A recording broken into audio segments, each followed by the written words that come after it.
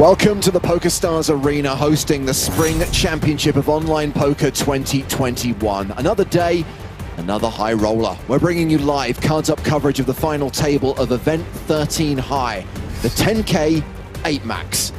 Hello everyone, it's James Hartigan alongside Joe Stapleton. Hello, my babies.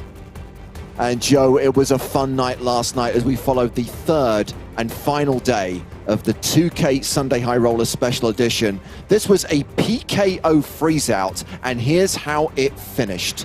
Pretty stacked final table. Former EPT champ Alexei Boyka was the start of day chip leader, cashed out in third for nearly 50K, and then we had a short heads-up battle between two of the UK's finest, with Ludovic Geilich coming second, and Andy Wilson taking it down for more than 150 grand, a breakthrough win for Bowie Effect. Well, it's only been a few days since we spoke to Andy on the Poker in the Ears podcast, but suffice to say, we need to speak to him again. Andy, congratulations on winning your first Scoop title. Yeah, absolutely over the moon with that result. I was obviously hopeful going into Scoop after talking to you on the pod about some of the work that I've done and such. But just go straight out of the bat and win one of the bigger buy-ins in such a tough field. Yeah, I couldn't be happier, to be honest. Yeah, because this is a prestigious event to win. And also, I think what puts the icing on the cake is you overcame some really tough opponents at that final table. Yeah, it was a stacked lineup for sure. The entire field was tough from start to finish, of course, as you're going to expect in a $2,000 buy-in. But yeah, particularly on the final table, and especially we got free-handed when I was playing Ludo and Alexei. It's not an easy task at all. So largely it was going to go down to who ran a bit better, and making the moves, making some falls, making some bluffs, making some calls. The usual kind of situation. So obviously we talked a lot about the Bowie Effect origin story while we had hours to fill yesterday. I have to know, what t-shirt were you wearing yesterday during your win? Was it in fact the Bowie Effect in effect, or is there going to be a new effect taking effect? I think I was wearing a Bolton Wanderers t-shirt, football shirt, so it's maybe the Bolton effects this time. Who knows? Maybe it's the hometown thing. I'm not sure. I'm not sure where we go with it though. It's kind of yeah. though. Luckily, you're not allowed to change your screen name. And I guess, so this is it, huh? You've done it. You can retire. You taking the rest of the series off? Like, how does a big win like this change your mindset or your strategy for the rest of the month? I was actually playing multiple tables during that final. I was playing like 4 or 5 other tables. So I've actually got the Super Tuesday Day 2 in a couple of hours that a bunch of the streamers are into. So I've got that. I'll play around that then. Probably play the full session Thursday and maybe just have Friday off and just follow the schedule like everyone else, Just kind of business as usual, I think is the plan going forward. But there's still so much of the series left to play, so. Absolutely, still a long way to go. Best of luck for the rest of the series, Andy, and congrats again on the W last night. Thank you so much. I appreciate all the support that people have offered and reached out and such, so thank you very much. Okay, let's focus on today, and as Andy just mentioned, 3 members of the PokerStars stream team have made day 2 of the Super Tuesday special edition, and they are streaming that this evening. We're talking about Tonka, Fenton, and Spraggy. Spraggy with the biggest stack of those 3. Slight correction to Parker's tweet, 104 players remaining, but they are on the pure bubble. We'll keep you posted on how that plays out. We're going to focus on the high version of Event 13.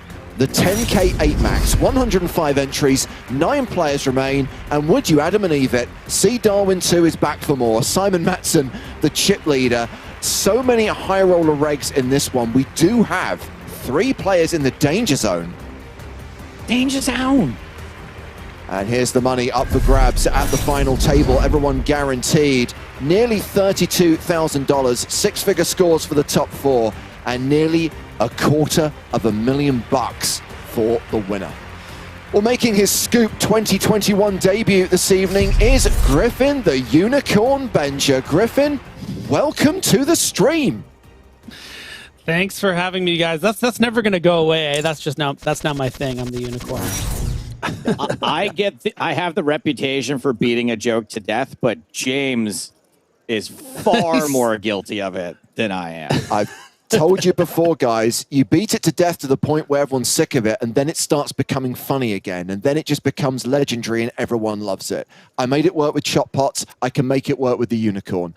We've got action here already. We've got blinds at 35,000, 70,000. First hand of the final table, folded to Pablo Brito. Pabritz gives up the ace-5. Can I just give a little shout out to the animation graphics team? This being my first shift, it's the first time I've seen that graphic, and that countdown. The countdowns are getting good, right? The shout That's down. a Mission Impossible level count.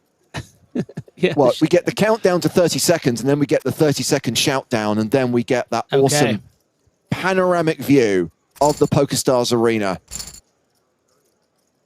including the all-important Scoop Hall of Fame. And many of the players at this table could be future Hall of Fame inductees. Players like Tim Adams, players like Victor Malinovsky, Christoph Vogelsang, who I believe probably confused the ID box with the enter your date of birth box. I'm just going to hazard a guess that Christoph was born on the 26th of July, 1985. No, you know that old song. 260719855. Everybody knows that one. Yes, everyone. Blinding up to 40-80 and confirmation that now we're at the final table. 30-minute blind levels. Going to be really interesting to see. I mean, we've of course seen a lot of final tables for C Darwin 2 over the course of all of our broadcasts, but to see him with a monstrous chip lead, I don't think that's something we've necessarily seen him be able to flex too much on these final tables. So it's going to be nice to see him here with, almost 150 big blinds. You saw the first 3 hands he raised with Queen 9, Queen 7 off at the cutoff, an Ace 3 there at the hijack. So really expect this 10 Jack as well. Expect him to pop this up, and I think it's going to be really fun to see him put pressure on everyone, especially some of those shorter stacks. That was exactly what I was going to ask you, Griffin. How much flexing would you be doing right now? Well, he's also got a great seat. I mean, the players on their left, P. Vigar is going to have to play pretty honestly with that, just about 14 big blind stack. That King Jack off that P. Vigar just folded to the Ace 3 open from Darwin, probably right on the line. maybe didn't want to risk 3 people behind waking up. So, you're going to get a lot of hands through there if people are folding king jack in situations like that. This is going to be really bad news for the talented Brazilian player Pabritz. Probably a notch or 2 worse than you should be opening here on a full table, but it's also the strongest spot. So, and because of his stack size, probably going to get a lot of folds from hands like, ace 10, some king queen offs like we see there, but running into the aces of Timothy. I would love to see just a flat here from Timothy, but might just think that Pabritz is going to be super loaded here enough. Just call Tim. UTG, pretty tough to not get real excited here. I figure they got something big they can commit more chips with pre-flop. Yeah, I think electing to do the tank, you're going to see that more than a just call after a tank like that. When Tim does it, by the way, it's the sauna. He's in the sauna. Nearly 410,000, and Pablo Brito likely to let go of this king jack. And on Definitely a bit. I guess the way to get people to fold king jack pre-flop is to enter at 10K, huh? Do you think they'd respect my raises here? After what I saw you do the other day, I'm staying. Anytime you're entering a pot, Joe, I'm out of there. It's so funny, both you and Sam brought that up, and like it's already long gone for me. Like I was like, just a blip on the radar. You've already gotten your placard from the charity that you chose and going up on the wall. That's a good point. I was expecting a few more congratulatory phone calls from the charity, but whatever. They probably were offended by all your bitching and whining and insistence that it didn't matter. Hey, the check Here's a cleared, question, Joe. It did, didn't it? Yeah. I guess it's a question for both So Victor of you, Malinovsky has opened for the second hand in a row, this time with ace 10. Sorry, Griffin, go up with your question. Well, I was going to say, do you think that Limitless made his account that because he's a big fan of the mediocre movie from 5 to 8 years ago, or that's just, that was just the name he made? Yeah. Well, I think yes. That would be Limitless spelt with an L rather than with a capital I, which just really confuses me. I mean, my guess, James, is that Joni the L version Jokamainen wasn't available. Love me some Joni Jokamainen. One of the Finns with the sparkly spot hat here from the EPT Barcelona final table in 2012. This is going to be trouble here for Bustoville because going to probably Busto right to Cy Hode Ilik 31 with the ace queen here notched. We see 2 jacks folded. Here's a queens hashtag also fun fact folded. for you, Griffin. That username means psychedelic in Polish, so we can just go with psychedelic. And here we go, Domination Nation. And ace queen holds, and Lady Bustoville living up to his name at Joni Jokamainen, first player out from the final table, 9th place finisher for $31,822. And now, Psychedelic picking up ace king. Welcome to Bustoville, Bustoville. Population, Bustoville. So dumb.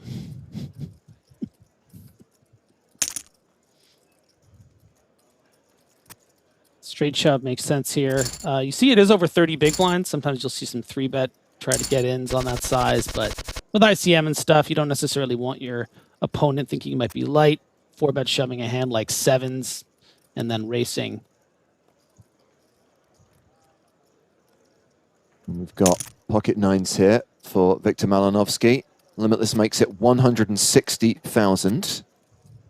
Going to be really Chip curious leader, to see what Simon Darwin Matson does with here, ace 6 of diamonds. James. Yeah.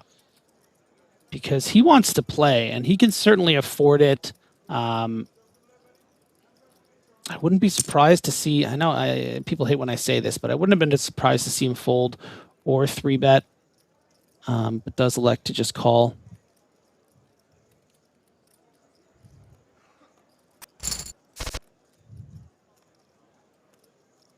Always an ace on the desk. Six. And on this occasion, an ace and a 6, giving Matson 2 pair. Commanding favorite. Probably expect to see a little bet here from Darwin. Get some calls from hands like King Queen. Maybe even get a peel from hands like Queens or Jacks that, you know, if it's small enough. It does go for half pot, targeting that King X, Ace X. But limitless with the 9s. Can't see them wanting to continue. And the chip leader ships that pot. We had a heated debate the other day, Griffin. What do you think the C in C Darwin stands for? Wow, that's tough, man. I thought it was Cuddles.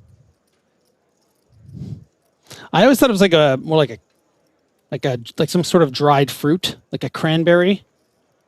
Ooh, Cran I Darwin. have to say, a cranberry Darwin sounds like a drink that you should be That sounds really consuming in an oak paneled bar. When you win a scoop, then And you you- get to go vacation somewhere and dine out on cranberry Darwins. Yeah. And James seems like the bartender that would be serving them, you know, and he makes the best ones. No, I'd have some. No one Okay, makes J-Dog makes the a Great nobody J-Dog makes a the Great cranberry says Darwin better Charles- than James Hardigan. He would. Charles Darwin Lamau. No, there's no Lamau in it, you ban. Thank you for your comment. So Pabritz all in with ace-9, doesn't get any action. And Pablo Brito is now the shortest stack at this 8-handed final table with $1 million. Blind still at 40,000, 80,000. Interesting spot here. We've got P. Vigar with the Snowmans. Nom nom nom nom. And then Yeah, Piggy on Snips with about- ace-king. 16 big blinds. You could expect to see a shove a lot here, and that's probably going to create a very big race against the snips that pigs. Okay, well, 5s and 4s can get out of the way, and we have a classic race on our hands, and 8s are holding. 8's still good, and 8's double up. P. Vigar now with 2.7 million, and Piggy Snips down to 5 big blinds, picks up ace-king on the very next hand. Pablo Brito with 9s in the big. Just going to lose 2 flips in a row with ace king and bust in, No. in 9th place. Never fun. No. 2 aces folded. 9's good. Oh, it's over on the turn. Piggies. Does lose Snips 2 that flips run in a dry. row. Wow. Piggy Snips loses a huge flip with ace-king, loses another flip with ace-king, and is out in 8th place, cashing for just over $38,000. 7 players remaining at this 10K final table as C. Darwin opens under the gun with ace-3. Tim Adams on the button with queens.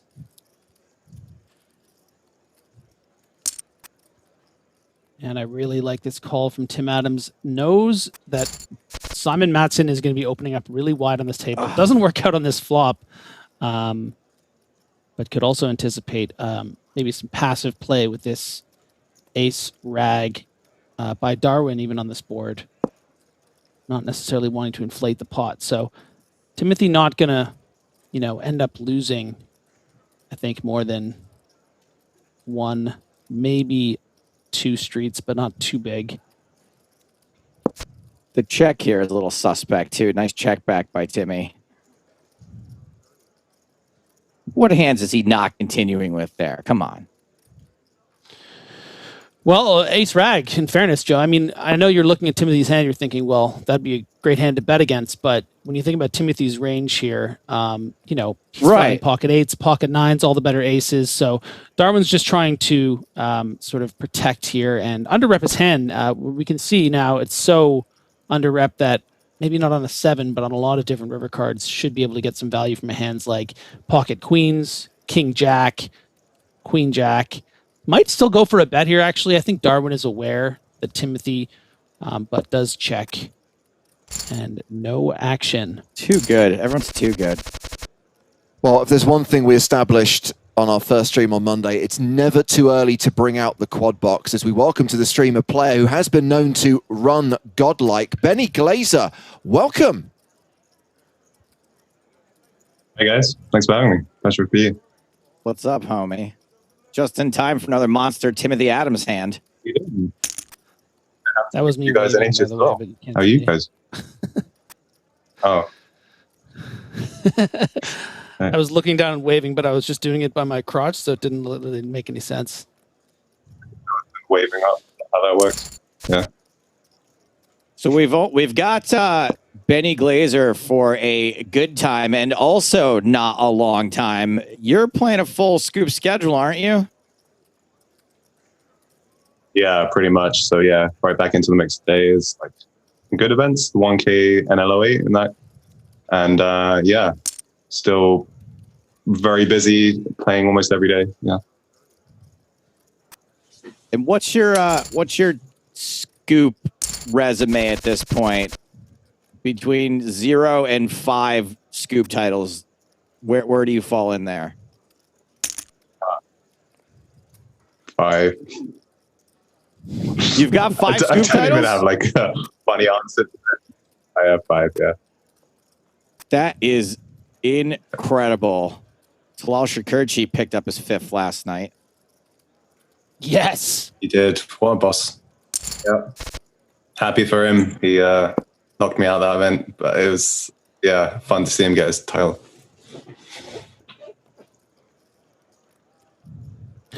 Well, Any notes on any of the players on this table here, Ben? Good question.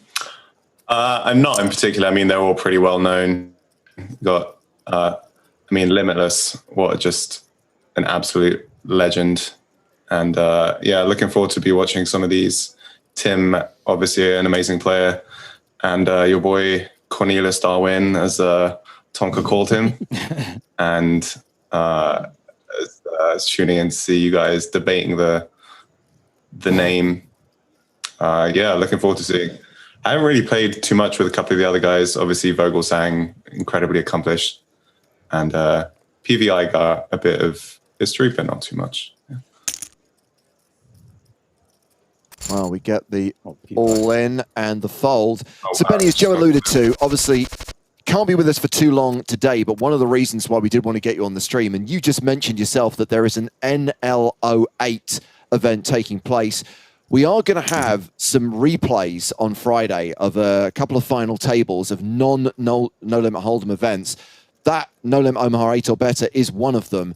And you're going to be working with Maria on that stream on Friday. We are going to hear your insights into mixed games because that is something that you like to play.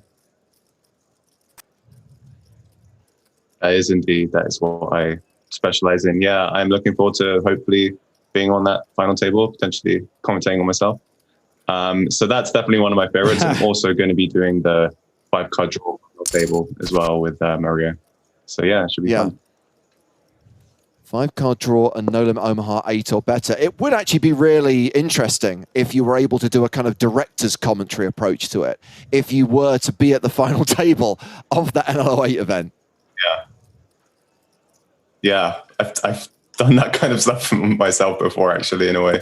But yeah, it's fun. It's kind of weird, especially like if you're still trying to be objective about yourself and your own decisions and be like, yeah, this was a mistake. I should have checked here or whatever. Yeah, it's interesting. Benny, let's just say, not me because I know, but like, let's just say the audience doesn't even know what NLO8 means. Like, I definitely do, but like, let's say some people out there don't know what NLO8 is, I think is what you said. Why don't we tell them what that even translates to? Yes. So the no limit is still the NL, as with No Limit Hold'em, and Omaha. You're writing this down. You're getting a pen and paper. No, cool. Definitely not. And I said I knew the what it 8 meant. is This is a different thing. Okay. The 8 is for 8 or better, which is high-low. So it's a split pot game, but with no limit. That Correct. Yeah, it's actually a really crazy tournament game. Yeah, there's. It's surprised to see psychedelic shut that down. Sorry, it's a really fascinating tournament game. There's lots of all-in, lots of action, because split pots happen so often, and equities run close. It's a very gambly game, let's say. So yeah, it's a fun one.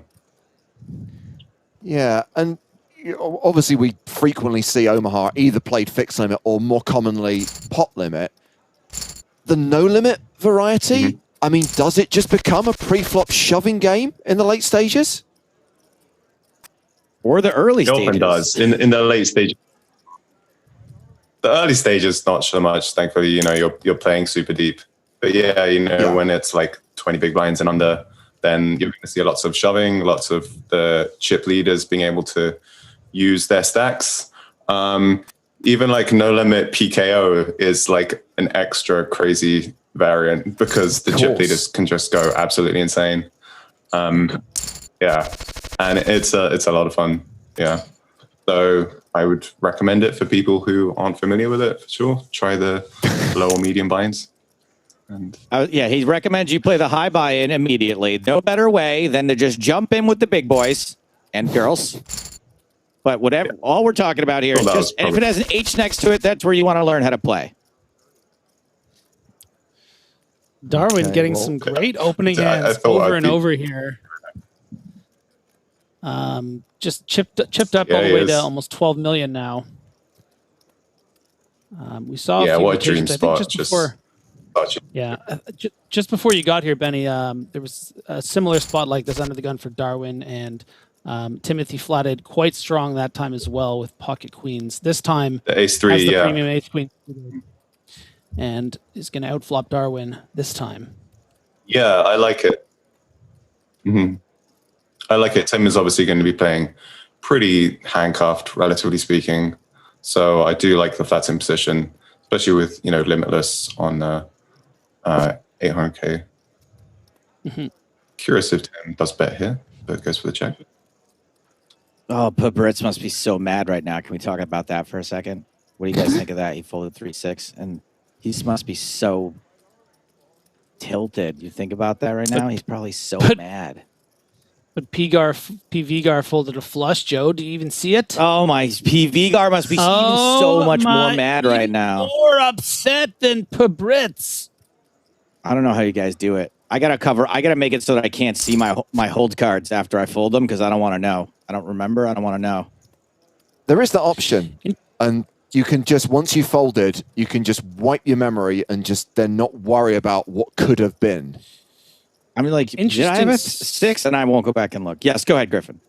Interesting stab here from Darwin on the turn. I'm trying to think of the kind of hands he's targeting for Timothy to fold on the turn. Maybe some queen high, something like queen jack of spades or something like that. But you have to imagine, especially facing that small bet, Tim is probably even going to continue with all the king highs. So not going to get a lot of folds, no folds from pocket pairs. So maybe a bit of a wasted bet from Darwin, but certainly can afford it.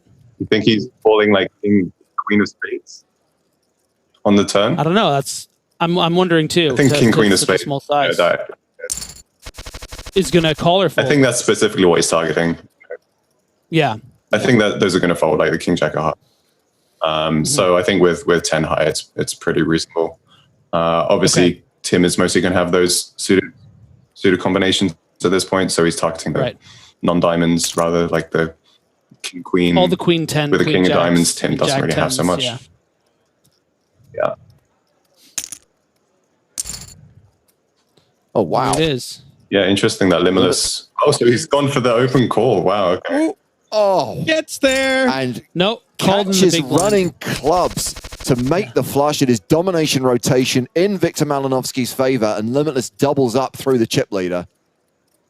Just to verify, I'm pretty sure, Benny, that limitless went all in, but except 100,000.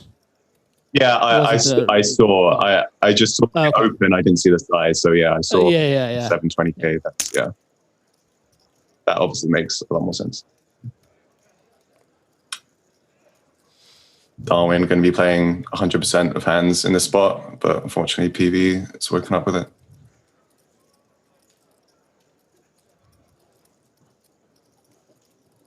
I'm always curious how you're supposed to play these super strong hands against super aggro chip leaders. I think he's going to go kind of 900, 850 type region. Yeah. I think non-all-in 3-bets is going to be the play mostly. And it's just doubling the size effectively here. Yeah. Yeah, true. He didn't need to go as big as 900. But Darwin, surely this is a fake tank.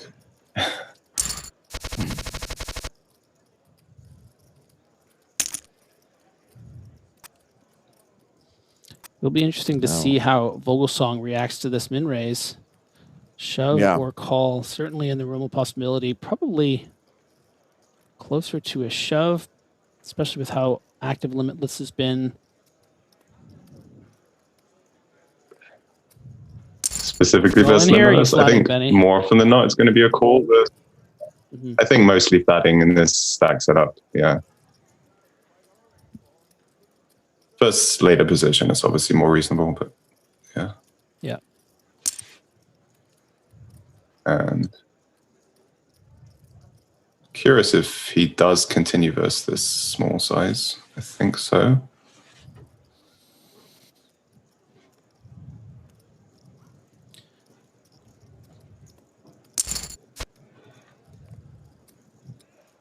No getting rid of 9s on that flop, and even less likely now, it seems. You'd be surprised, Joe. Limitless pops out a little 300-400K there. You never know. No. My entire career is based on never knowing, not knowing at all. Really leaning into being wrong about these things. Talking of being wrong, how do you think Pabritz is feeling about his pre-flop fold? Oh, no. He's probably furious again. He probably just unboxed a new laptop from the last time.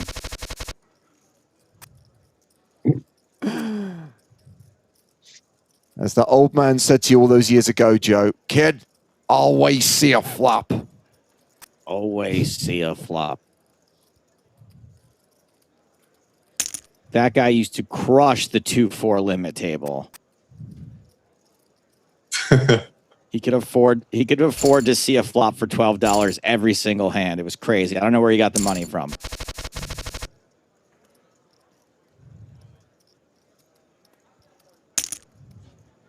So Pablo Brito is still the shortest stack at the final table, opening here with ace-9. I have to say, I'm not sure this is like also pretty short. Yeah. Well, it's interesting. This is the second time now that we've seen Pabritz open quite wide under the gun. Actually, the first hand of one of the first hands of the final table, Benny elected to raise on pretty much the same stack size at 80K, the King Jack. Yeah, so definitely trying to represent strengths from that position, hoping not running into a monster, and 1 for 2. Yeah.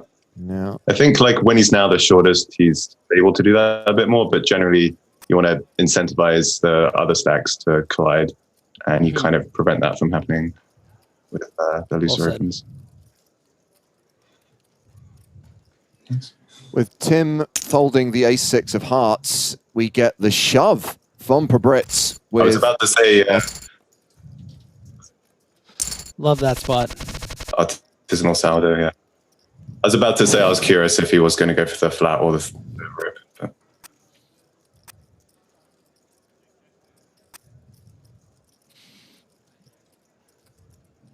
And now blind v blind, Queen Jack versus Queen Deuce.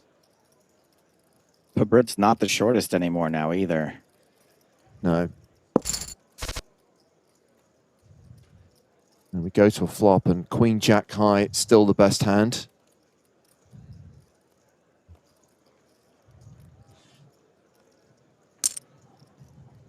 Put a little plinker out there, a little boop. There it is.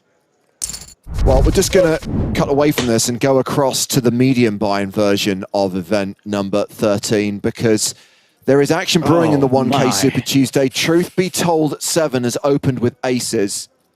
Paul thinking here with kings, and notice that Tonka has 10s behind on the button. Tonka's going to Very 5-bet, tough get it spot in. We're here. at tens. I think Tonka can fold it. Oh, it's I think he'll be able to fold, actually, but yeah. it is. I think he can fold here as well.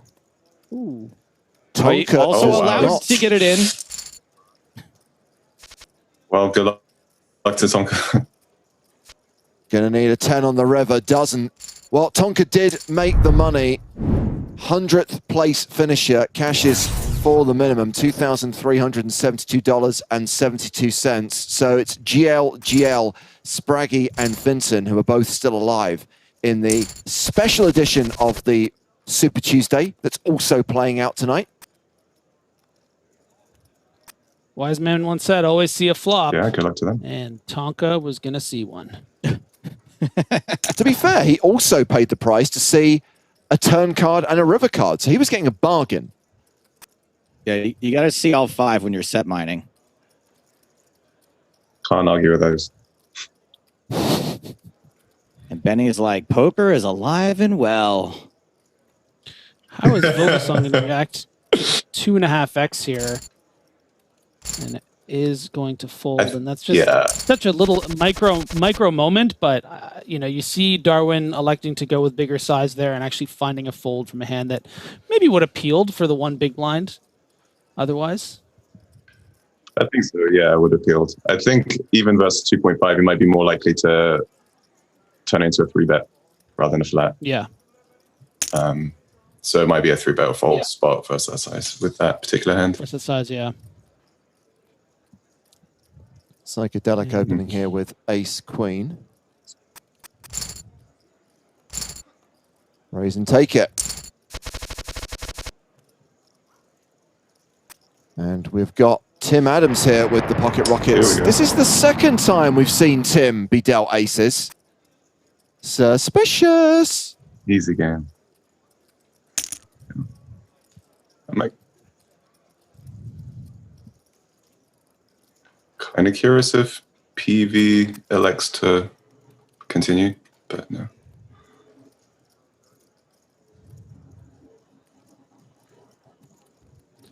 Now we know how much Benny likes 8-10 suited.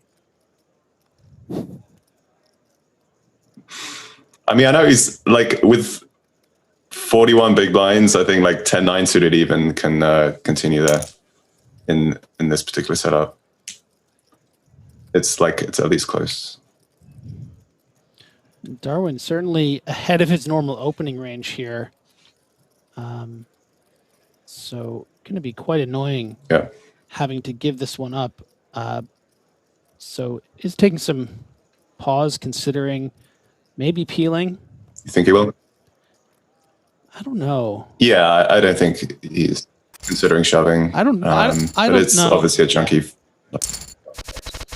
Yeah, that size is tough. Tim went big. So Tim Adams still second on the leaderboard. Like 4x, I think. Continue. No, it was more. I think 160 to 320. I think it was almost 5x. It was a 5x, but I was saying like versus the 4x, you probably could continue. Right. I was saying like the difference in the size there.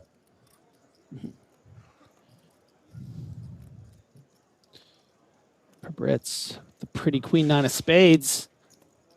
Gonna see 3. Whether it's a shove or a call remains to be seen. Probably more of a call. I think he's always calling this, yeah. Queen high flop.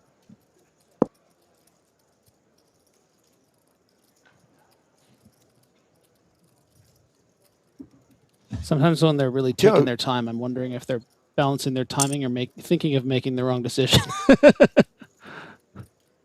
Joe, I took my eye off chat for like 30 seconds. Why is there a debate about Phil Hellmuth raging when he's not at this final table? We haven't referenced him at all. Because someone very foolishly wrote that you and I should be on poker's Mount Rushmore. And then someone even more foolishly asked this person what their other opinions would be on other people. And they said Phil Hellmuth. So now it's become about, is Hellmuth a good poker player or not? And honestly, I'd rather get involved in this discussion than try to go toe to toe with Benny and Griffin. It's a brand new discussion, right? So it's not. ever been That's discussed what before. I'm at least qualified to be a part of.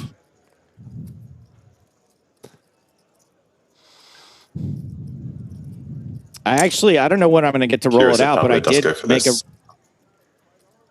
Yep, does go for the value bet. I rolled out. I wrote a rather lengthy game called Joe Stapleton, Phil Hellmuth, or both, where I wrote out about 30 different facts for people to have to guess which one is, whether it's something I did, something Phil Hellmuth has done, or something we both have done. Unfortunately, online poker. We might have to wait till live poker comes back. Was there much to overlap? have time to play that? There's plenty of overlap. Nice. I mean, the huge ego, the multiple World Series of Poker bracelets, the love of baseball caps. Height, no, not so much. We're both over 5 feet tall. We both have eyes and ears, Right. and Yeah, hands. exactly. There's tons of overlap. I mean, it's arguable who's a bigger lifetime winner at poker.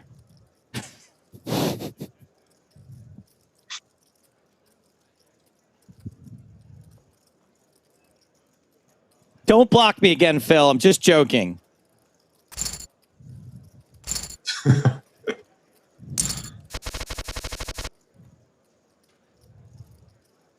If you guys had to put a percentage on it when you're C Darwin with this many chips at the final table, what percentage of the time are you going to be able to close it out?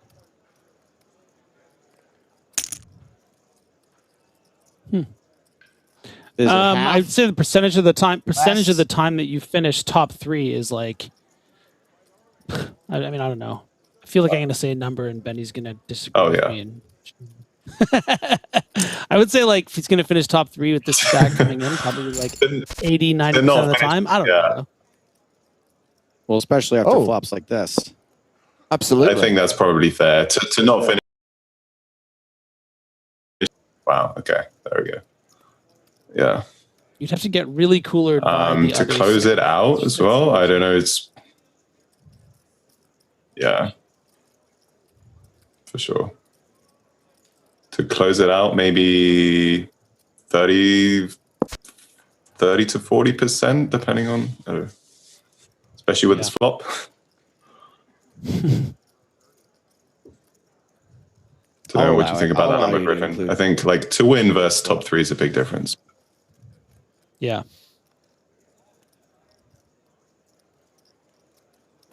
I'll say that number goes up considerably if a 7 hits the river. Oh, nope, we're not going to see a river. Oh boy, yeah. Darwin back up above the 10 million mark. Right. Still big chip leader, but hold on. Got kings for Fogelsang in the big blind. But is Can anyone... Darwin fold a button? I was going to say, is there a chance that Fogelsang gets a walk? No, because Darwin is going to open with 8-3 off on the button.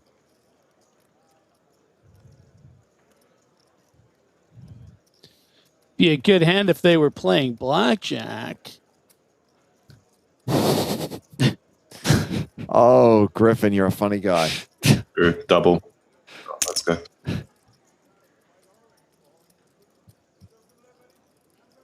And there's the 3-bet from Fogelsang. It's just crazy how many times Darwin's been 3-bet and it's never light. Like it's just always aces, kings, queens. Which I think is a, Just got out. I mean, that's why you're able to play like that, right? Because it's hard to kind of stay. Oh my god! Oh, 4-bet. Oh god. Simon Matson has just bet 1.2 million with 8-3 offsuit. Didn't fall right on his Christoph. randomizer. Christoph Vogelsang has sprung all the way up out of his turtleneck. A shove and a quick fold.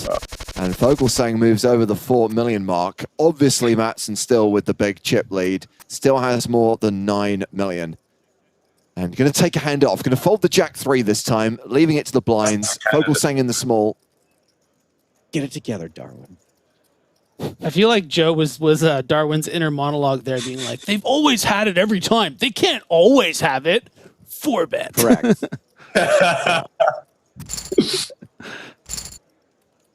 So Cornelius doing Cornelius things, right?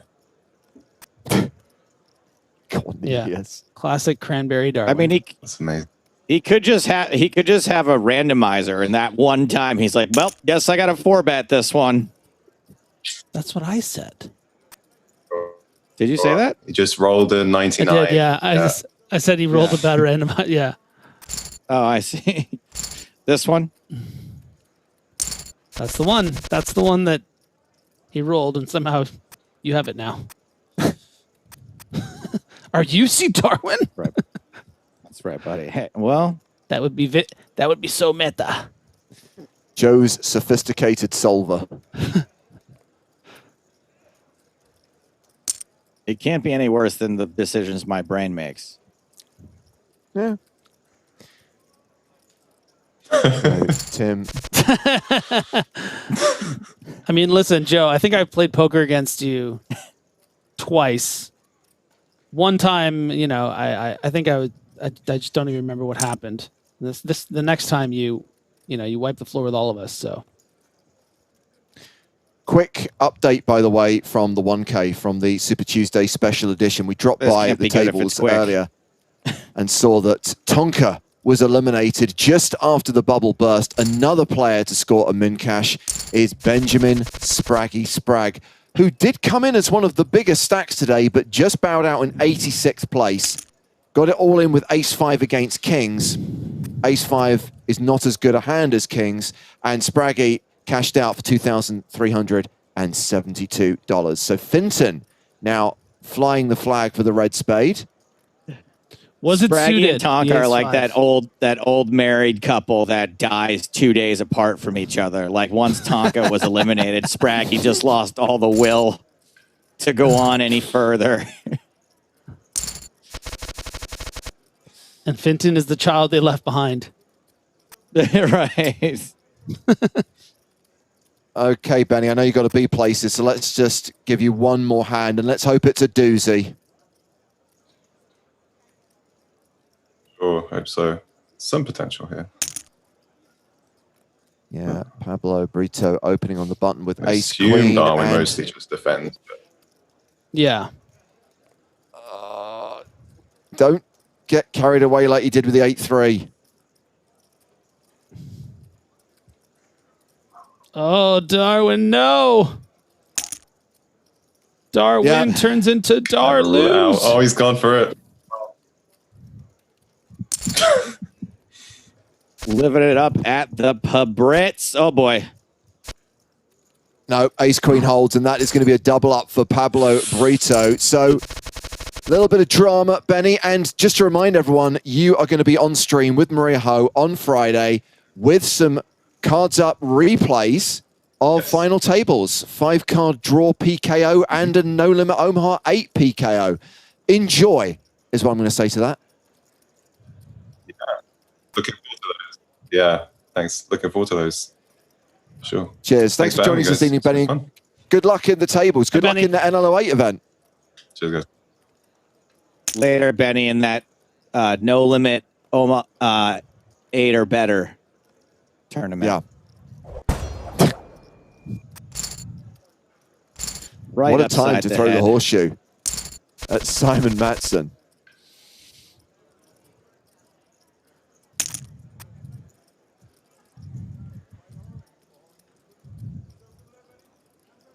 I feel like everybody's a little bit more uppity now that Simon's lost a couple of pots, now that he's had a fold one to Vogelsang, doubled up Pablo. I feel like everybody's going to get a little out of line now. Start taking shots at the king. What's the saying? If you take a shot at the king, you better not miss.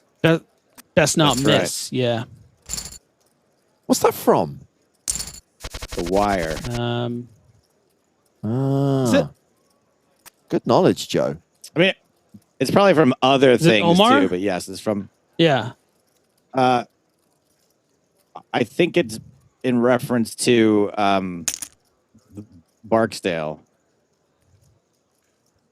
Oh, yeah. And then if apparently there's a scene where when a hit is carried out, they have like two people sort of cross the street like you would in a chessboard if you were actually going to take out the king. I remember reading that somewhere. I don't really know anything about chess either, guys. Do they go like this? Does anyone do this? I'm not sure what piece. Is that meant to be the knight moving like 1 and 2, or is that the bishop moving diagonally? Your visualization was very confusing. I think one of them is the bishop and the other is the actress.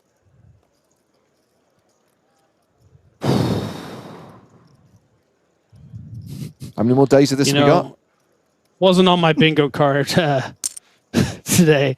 The wire quotes and chessboard formations. And a joke that 4 people in the audience will understand. Yeah.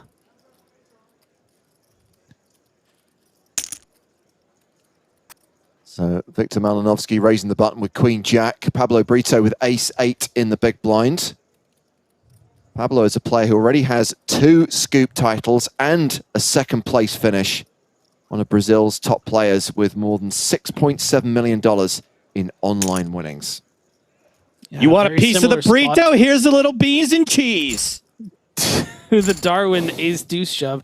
Pabret's a bit of a better hand here in the exact same kind of positions. Big blind, this time to Limitless's button open, does shove in the ace 8 and gets the fold from the Queen Jack. So that's a nice little takedown. And Pabret's is no longer on Here we go again. Pabret's. That's right. So Vogelsang opening with Ace Jack, and it's Ace King for Brito.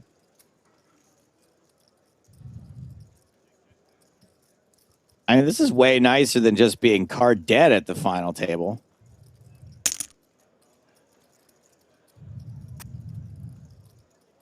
Ace King, how do you like it?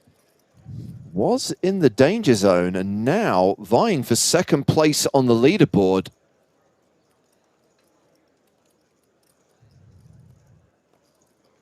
And is indeed second in chips with 4.6 million, just ahead of Tim Adams. Rosero1234 remarks on Twitch. If you take a shot at the king, you better cross in front of his path like in Tron. Wow, Tron references. I'm going to hazard a guess that we've got more people watching who would get Wire references than would get Tron references. This summer, Tron Wire. Especially the original. Like, maybe a few people saw the sequel/reboot, but how many people actually bothered to watch the original? I mean, where do you even get it? It's got to be on Disney Plus, right? Everything's on Disney Plus. I'm sure it is, yeah. I mean, I know that they have the sequel on there. I'm pretty sure they have a sequel on there. Yeah, I tried to watch the sequel/reboot, and the painting the old Jeff Bridges face onto somebody really weirded me out. I didn't make it past the first half hour. It's one of the few films. Good. It's one of the few films that I wanted to watch in 3D and think is a better movie for being in 3D. It is such a visual treat with such an awesome soundtrack by Daft Punk that just the experience of watching it, even though I don't think it's a particularly good story, a particularly engaging film, I think it just looks and sounds fantastic, and that's why I enjoy the experience. That movie's highly enjoyable. Yeah. I would love to see a scene from a movie like that where they have like the young face and it's like creepy CGI and the other characters are like, "What's wrong with your face? It's so weird. It's like moving around as if it was being projected by a computer." Yeah. I also want to say that what was an otherwise perfect reintroduction. Spoiler alert for Mandalorian. I thought that CGI was terrible for Luke Skywalker. For that person. For the person. Terrible. You could have just said the CGI. We all knew what you were talking about. Yeah, I guess. Whatever, I said So ace spoiler deuce warning. opens. We get the re-raise from Darwin, and the hand is over. Now we've got ace jack for Victor Malinovsky. Limitless. Makes it 180k. Victor does now that not I think have about a it, Scoop win yet, but is a WCOOP title winner. now that I think about it, sometimes translations are a little weird in other countries. Maybe when he signed up, he wanted to play Limitless Hold'em. He's like, "Hello, I'm here. I just would like to play the Limitless game." I also have a meant to say theory no about C. limit. Darwin's name. That Simon Matson put in the name, and then at the end he was like, just so no one thinks I'm really C. Darwin, I'm the second one. And put it These accents are atrocious. You really think you can get away with that kind of humor in 2021? Fabritz opening with Queen 10, Ace 4 for the chip leader, round 2 Limitless, who's got Ace 8. You can't get in trouble for doing an accent if it's the wrong one. It's top pair here. That wasn't a Malinowski. perfect Swedish accent.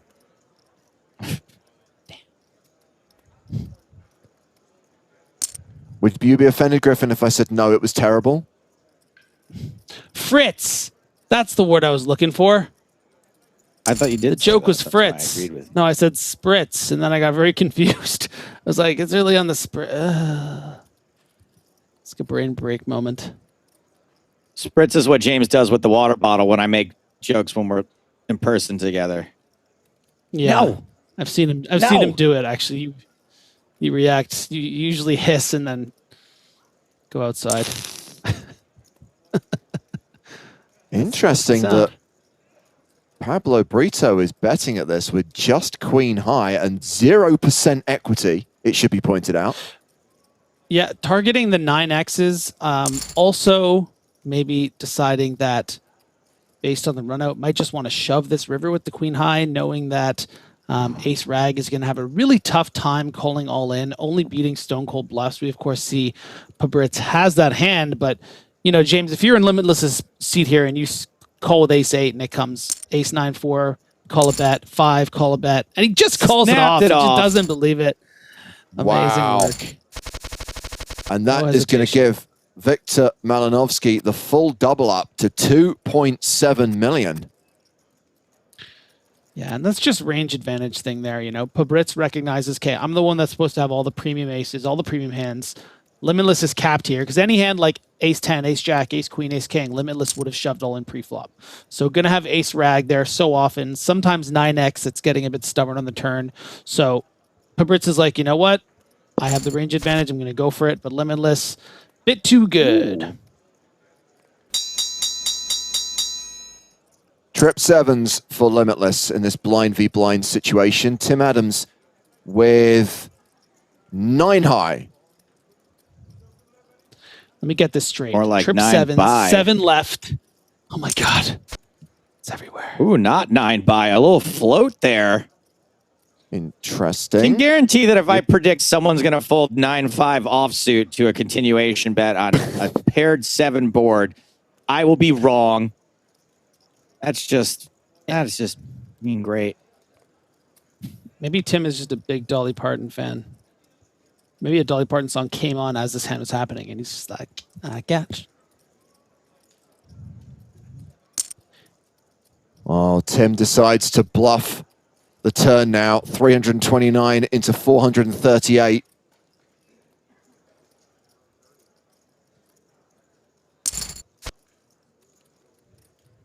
And gets called. There's now more than $1 million in the middle. Is he going to try and bluff the river?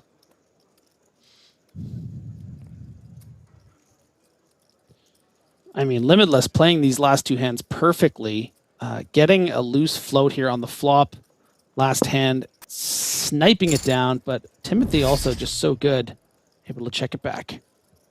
So we've hit the first break. The players are going to take a 5-minute hiatus. Griffin's going to take a short break from the booth as we go look at the big picture and summarize where things stand right now in Scoop 2021. 36 tournaments have now played to their conclusion. more than 194,000 entries, total prize money of nearly $16 million, and first place payouts of more than $2.3 million. Well, we are joined right now by our Scoop correspondent. It's Howard Swains from the PokerStars blog. And Howard, when we left the 2K horse last night, it was heads up. How did it conclude? Well, I'm sure you could probably guess, but the winner was Talal Shakirchi, Raid-A-Lot, and that was his fifth Scoop career title. Wow. I have to say, this seems to be a theme of Scoop 2021, previous champs winning more titles. Yeah, particularly last night. 19 tournaments ended last night, and lots and lots of familiar names. There was the Talal, that's his fifth, as we mentioned. Then there's this Lekenden of Belarus. He won his fourth. Samuel European Vuzden, he wins everything anyway, but that's his third Scoop title. Andrei Zaichenko, who is Crocodile, he won his third. And then a guy called Crazy Stefan, Stefan Dragos of Romania, he won his second. And his second was actually the second time he's beaten a field of like 16,000 players. So he's just wins these massive field events. But yeah, like multiple times we're seeing multiple champions again. Howard, is it safe to assume that unless otherwise noted that every single other event has been won by a Brazilian? Kind of, yes. Four more Brazilian titles last night, and actually a lot of them are very familiar as well. Yuri, the nerd guy Martins, and Bruno Volkmann, who plays as Great Dant, they both won. But interestingly, neither of them had ever won a Scoop before, so they both won their first Scoop title. And then Thiago Kramer, who plays as K Cremate, however you pronounce that, he won his second. So another 4 Brazilian titles last night. That's 9 overall already for Brazilians. Well, there's another name popping up that sounds like it would be maybe found in the jungles of Brazil. Who or what is a bunga cat? Well, it could be further from Brazil, actually. He's Estonian. He's a streamer, a Twitch streamer. And interesting, he won the event where both Ramon Kalilas and Spraggy went deep. I don't know if you saw, but Ramon knocked out Spraggy in 10th. So Spraggy, final table bubbled. Ramon went on, finished 8th. And then it was actually won by this guy, Jargo Alavali from Estonia, who plays as a bunga cat. All right. Well, I guess as long as we're talking about cats, if the player of the series were to be determined right meow, who would win it? Oh, right meow. That would be this guy Fabahaba, Ilari Takakolliu, the Finnish guy who I think you probably saw last night. He went out in 3rd from the event that Talal ended up winning. We know him from the EPT. He's gone deep a couple of times there, but he has won an event. He's come 3rd in another one, and I'm pretty sure he's made at least 2 other deep runs. He is currently the top of the player of the series, but there's a long way to go. Yeah, early days. We'll make more of the player of the series when we get into the second week of Scoop, when we will be talking to you again. But for now, Howard, thank you very much for the update. You're welcome. Have a good night. And of course, Howard will be back with us tomorrow as well. You can also read his daily updates on the PokerStarsblog.com as we prepare to return to the final table of Scoop-13-H. This is the 10K 8-max event. 2 eliminations so far. Joni Jokamainen and Ryan Pignatelli are out. Psychedelic is the short stack with 18 bigs. Simon Matson, C. Darwin 2, still chip leader with 86 big blinds. Everyone else bunched up around the 30 to 40 big blind mark. At this point, we're going to let Joe take a break and find a hot dog stand inside the PokerStars arena. But Griffin is back to analyze the action. What do you make of this final table so far, Griffin? Yeah, quite interesting. I think it was cool to see Darwin really opening things up at the beginning of the final table with that massive chip lead advantage. A couple of missteps. Now finds himself down to just under 8 million, but because he has acquired so many chips from those little small ball pots, has been able to make a couple of hard to say mistakes, just situations where maybe took an aggressive action that happened to be wrong. We saw the 4-bet with the 8-3 off. And then, of course, the shove with the ace deuce and the ace queen. So still quite a significant chip edge. We saw when we saw the counts about 80 big blinds to the 40 of Timothy. So still in great shape here. But right away, getting 3-bet from reputation-wise so far in this FT, maybe Vigar has played the tightest. So definitely going to respect this big 3-bet here and I think find a fold.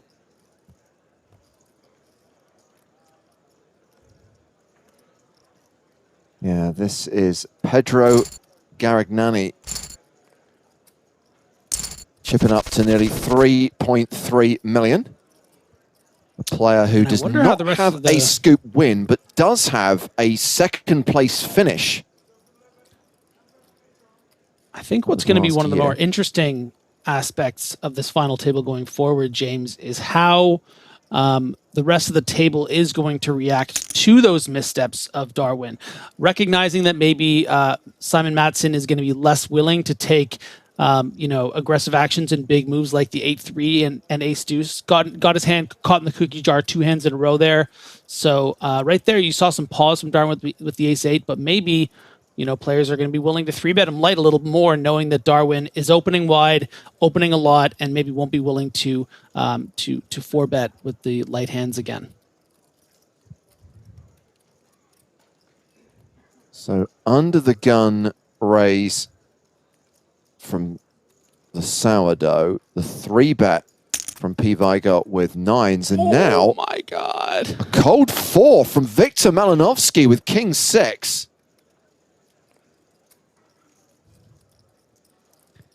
And this is so interesting here. You can see that P. Vigar, the hands that they've elected to 3-bet have been pretty linear, mostly value, but king queen suited, not a hand they would have been willing to put in pre-flop. Pocket 9s, not really a hand you're feeling super comfortable 3-bet getting in for the 35 big blinds. So facing this click 4-bet does elect to just call, recognizing Limitless could have some bluffs, getting a good price, but getting out-flopped by the kicks. Well, playing in float, Vigar checks it to Limitless. Malinovsky continues really small, 108,000, and gets the fold up to 4.7 million. And Malinovsky now second in chips. And that is just top flight. Really interesting, amazing poker there. I mean, I'm trying to think if I've ever played a hand like that on a final table. And I don't think I have. Cold 4-betting the king 6 off from an under the gun and an under the gun plus 1 3-bet. And, that's why these players are some of the best in the world and why it's such a treat to watch them play for $250,000 here. Well, top pair for C. Darwin.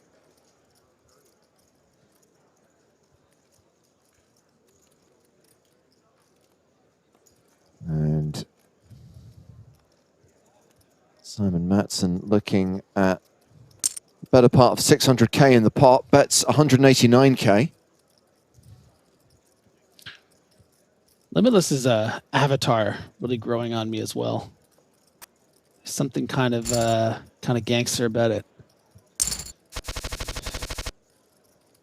Ray Liotta. Indeed. 2/3 of Ray Liotta's face.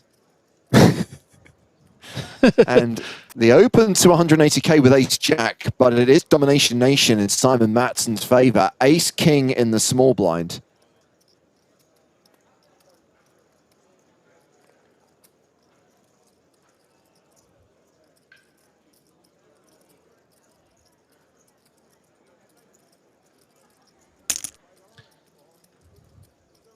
Re-raised to 788.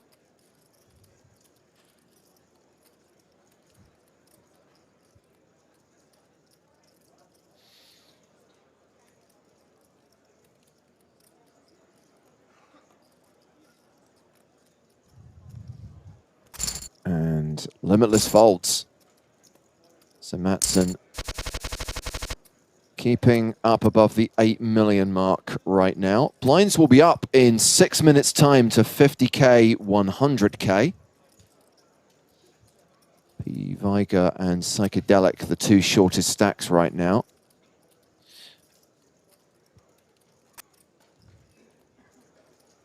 I just want to comment, James, we may be having a bit of a broadcasting error here, because if that's the next level, where is James? How are we going to know how many big blinds these people have? You mean where is Joe, the human calculator? That's who I meant, yes. Okay. Does anyone know if the human calculator is available right now? Oh, he's eating hot dogs again. That's a no. That's a no. Well, we're just going to have to try and figure out ourselves. Griffin, I've got a pen, a bit of paper, an old abacus in a drawer. The abacus is key.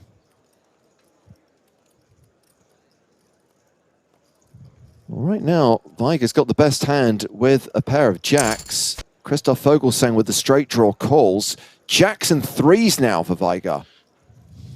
Yeah, nice little bet for value there from Vigar, recognizing going to get some value from some 10x hands, some straight draws, because limping in pre-flop and seeing a check back from Vogelsang. Vogelsang's not going to have maybe any aces in his range. Does elect to check, though, on the 3. I kind of like this. You are going to be running into a great deal of flushes combined with all those 10x and straight draw kind of hands. You're also going to be able to catch some bluffs, but does get unlucky here with that 4th club and straight with the queen. Yeah, and it is the straight for Vogelsang, but how comfortable is Christoph going to feel with that 4 club board out there? Well, I don't think that Vigar is going to turn 2-pair into a bluff, so Vogelsang's going to feel pretty great about facing a check here. We'll probably go for even maybe a little bit of value, but not always. It's tough to be betting these 4 club boards, but when you see such a lack of aggression, you want to get some value from those, 2-pair type hands. How horrible to have 2-pair on such a straighty, flushy board, Griffin. And Vigar is going to consider this, and does elect to make the call. You think about the kind of hands that his opponent could have called in the flop, hands like 8-9. But going to feel very owned there by the legend known as Christoph Vogelsang. Sang. And now, Pablo Brito opening with ace, queen of spades.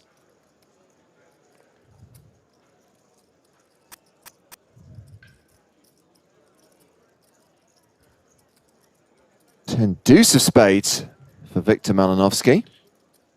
Yeah, you wonder how Victor's going to react to a 2.3x with just the 10 deuce. It is suited, so sometimes you will see people call, but they're facing the early position open.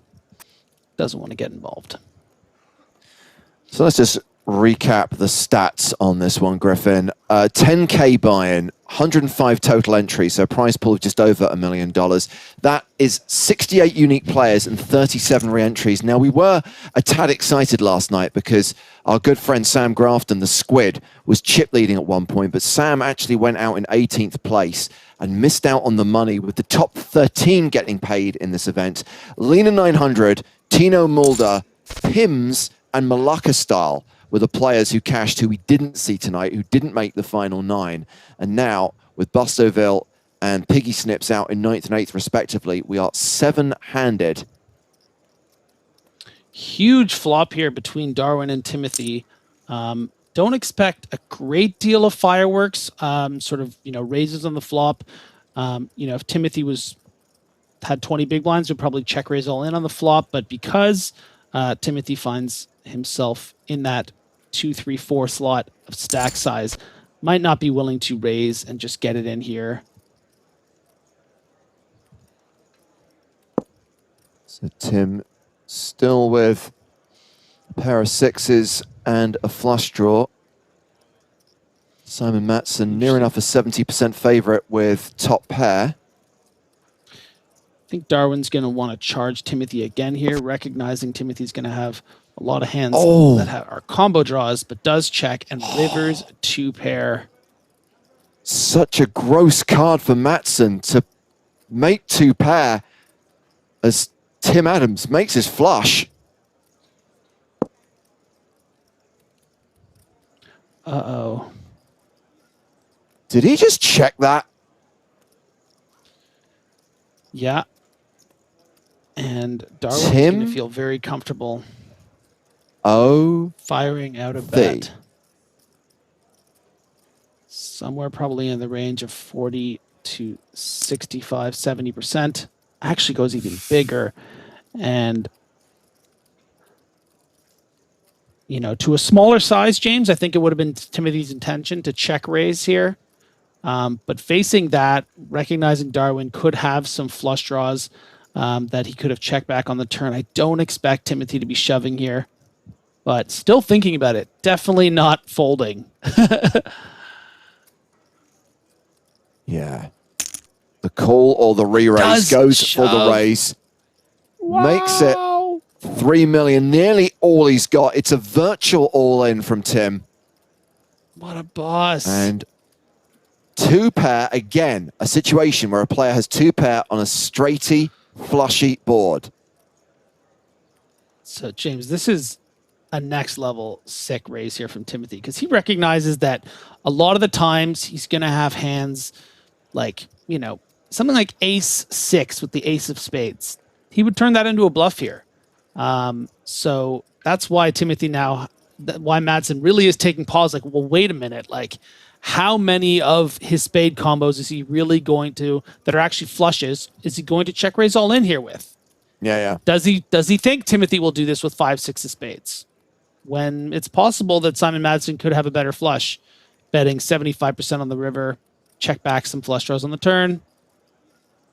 You know, you're not always betting ace 5 of spades on the turn if you're Madsen. Well, interestingly, we get the fold on the river. Tim Adams has reclaimed second place on the leaderboard, but also Simon Madsen no longer has that commanding chip lead. Came into this final table with near enough 13 million, now down to 6.8 million. And we've got ace, queen, and ace 10 here. Psychedelic all in with the ace, queen of clubs. What is Christoph Vogelsang going to do with ace, queen of diamonds? I think ace, queen suited is probably the worst hand you would call here facing this shove. Ace, jack suited, I think you'd fold. Ace, queen off, you probably would call as well. But ace, queen suited, definitely a bit too strong. Gonna call. Gonna see a chop most of the time unless a club or a diamond peel on the turn gives a little sweat. And it is a chop pot. And Griffin, you know what they say. Everyone loves a chop pot. Everyone loves a chop pot. I don't want to see the scores. I don't want to know. Ignorance is bliss.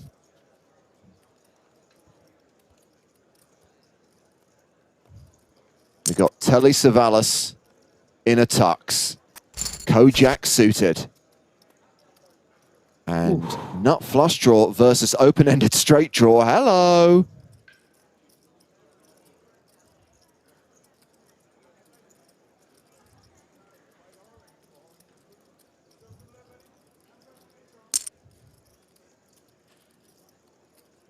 Darwin with the best hand, ace high. That's 211,000.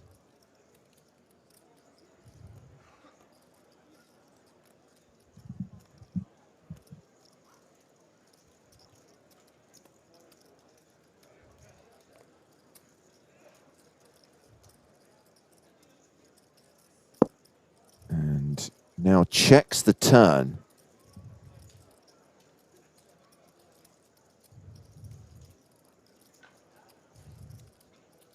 Yeah, I think Darwin recognizes he's not going to get folds from a queen or a 10. So may as well just check, not inflate the pot too much. Is also still ahead of hands like King Jack, like Ace Jack. And a situation where both players brick on the river. Ace high is still the best hand.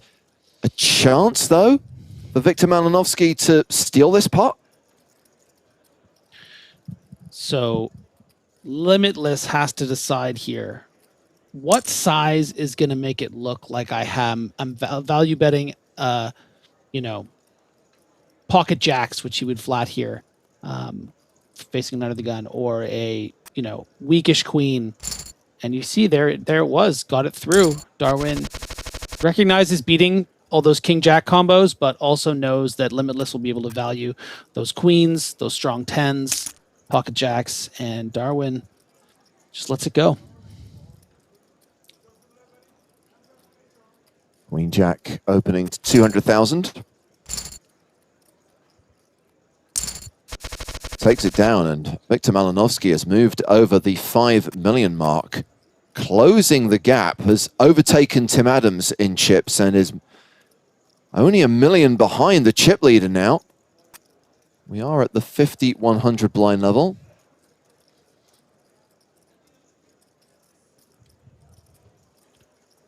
About 16.5 big blinds effective. Darwin electing to just limp.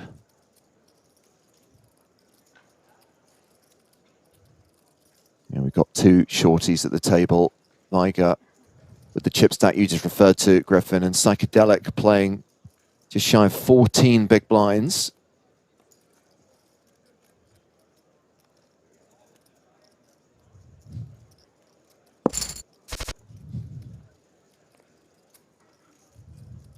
Pair of 8s for Simon Matson.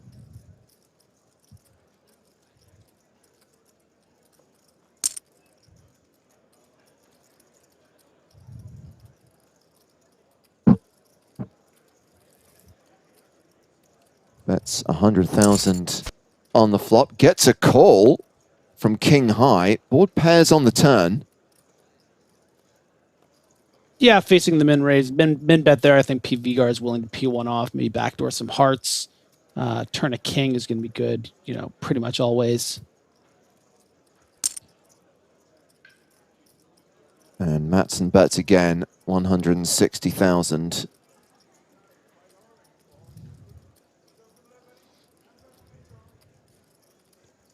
Only a 30% pot bet, and maybe PVGAR is thinking about, would Darwin also bet this with the straight draws, the jack nines, the 9-10s, but does fold.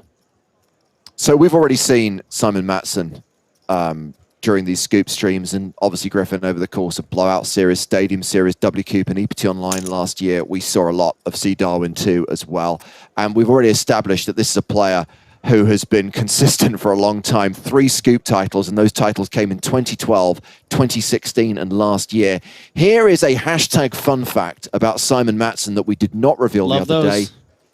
His middle name is Eric. What's your middle name, James?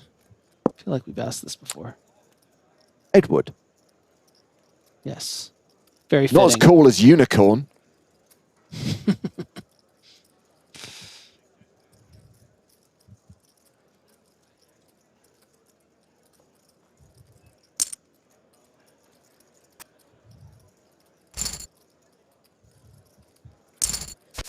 Okay, Darwin trying to claw back some of the chips that he's lost.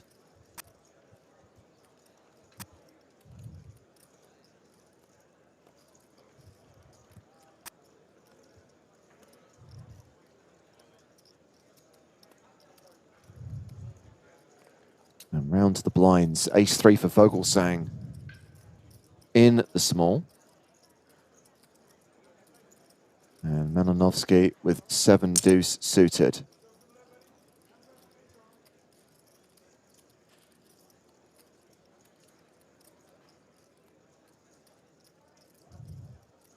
And a candidate for Limitless here to raise in the sort of 3 to 4x range, as we see, does elect to do it. Of course, Vogelsong with that ace, not going to be folding. So the actual target, not the one Limitless wants, but, going to see a flop in position with the aggression here. Could outflop, but you know what? Vogelsong actually does find a fold, which is so interesting. I think that's, very much a position of coming from deep study. Vogelsong maybe recognizing that through those solvers, saying that, a hand like ace-3 is just not the one you kind of want to play with ICM to consider in a situation like this against a very, very strong opponent.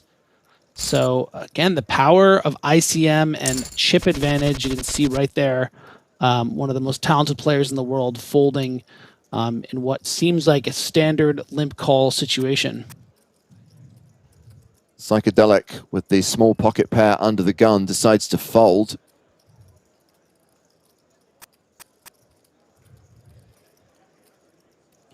You're referring earlier, Griffin, to the movie Limitless, the Bradley Cooper film. I didn't hate that film. Neither did I. Similar almost, I think, in the, like, I mean, different and similar, but sort of in that same pocket of like Tron. Like, I just found it enjoyable, you know? I found it. Yeah.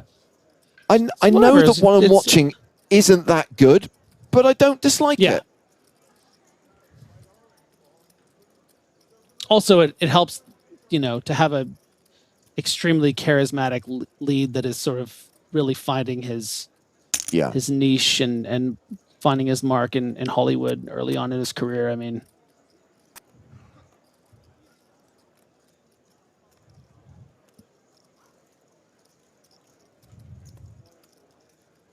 interesting 3-bet from Vogelsang with King Jack of Spades. Simon Matson with the dominating hand, Ace King.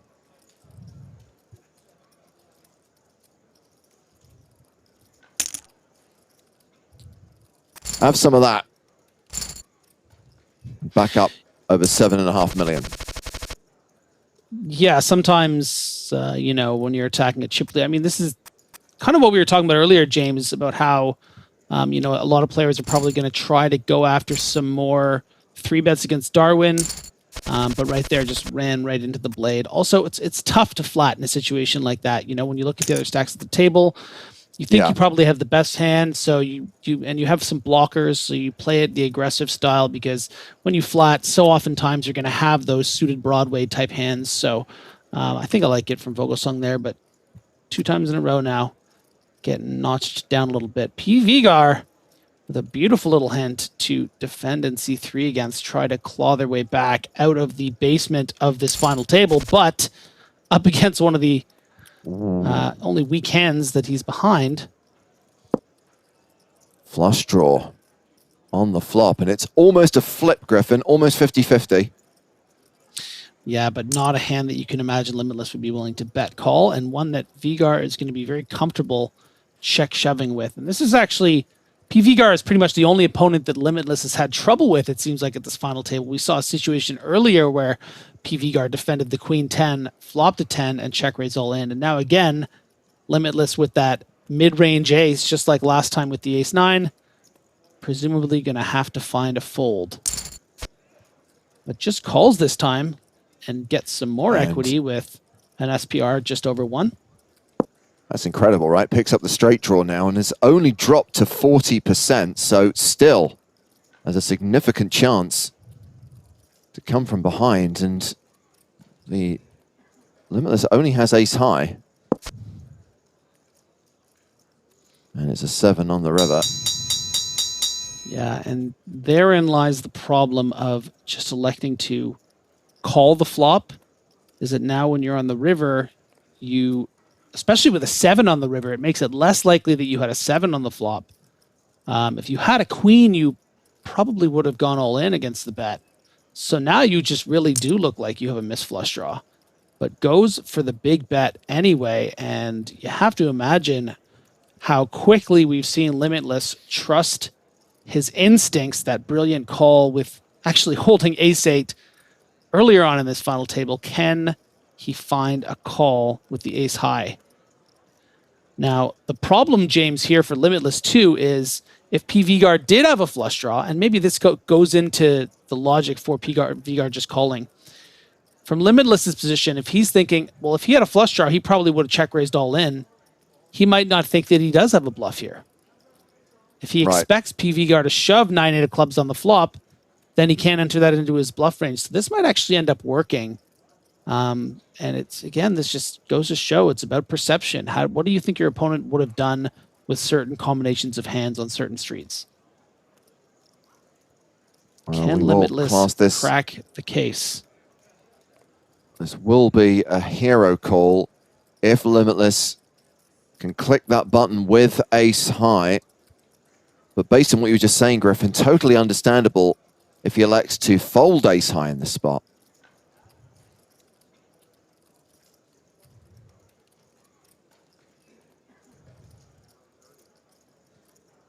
And using a hefty chunk of time back, lets it go with 90 seconds left on the clock.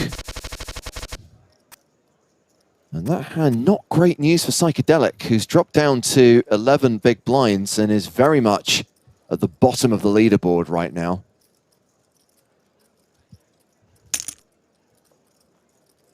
And Simon Matson, still with the chip lead, opens on the button with 7-6 suited. Queens in the big for Fokalsang.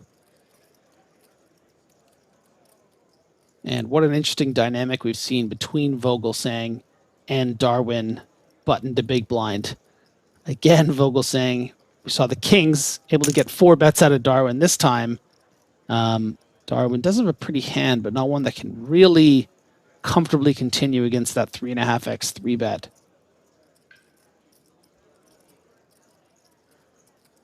But there is a small chance we could see Darwin maybe shove, but no, of course, most logical, going to be a fold.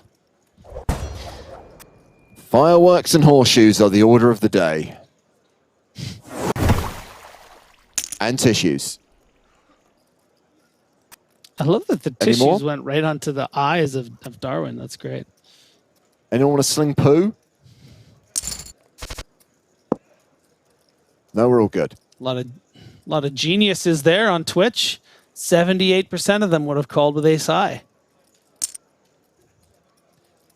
Yeah. It's amazing. Pool our money together, James. Get them in there.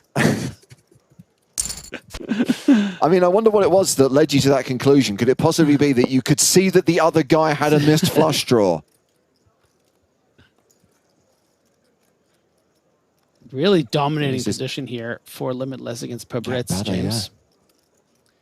Yeah. Question is, look, I'm happy that he's made a flush. I was just looking around the table. Please tell me the 4 of clubs is still live. Please tell me the possibility of a straight flush coming in on the river is a thing. But it's just a boring 10 high flush.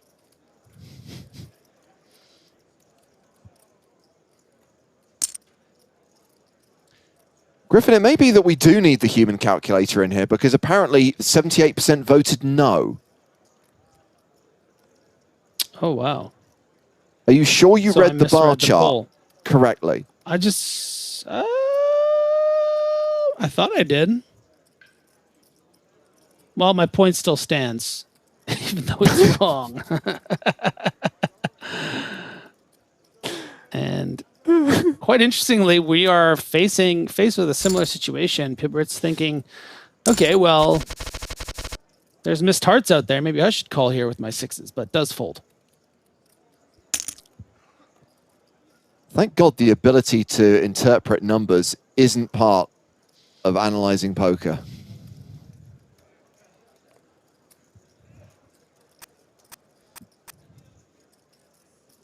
As Pablo Brito opens with 10s, Limitless with 9s.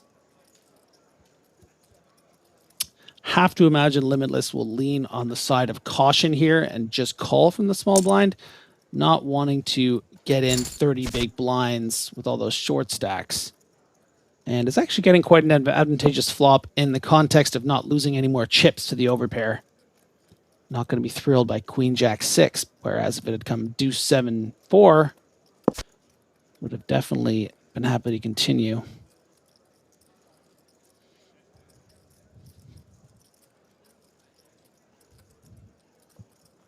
You've been watching the MCU TV shows there, James? I watched WandaVision, which promised so much and delivered so little. And it's actually angered me so much that I've not yet watched a single episode of The Birdman and The Winter Man.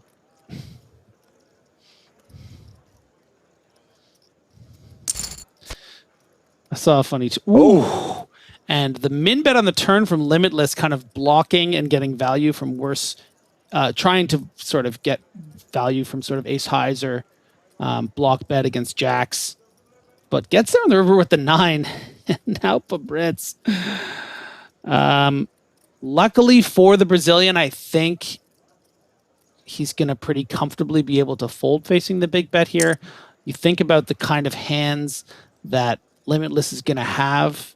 Calling from the small blind against the 2.5Xs, a lot of, king queens, queen jacks, queen 10, king 10 suited, pocket 9s, pocket 6s sometimes. So I don't think that Pabritz is going to really think that this is a bluff.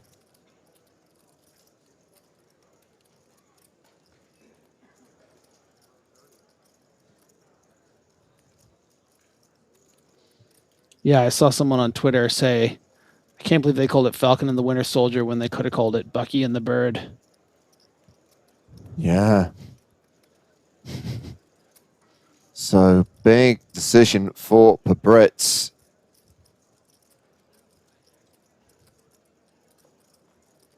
Facing this full pot bet.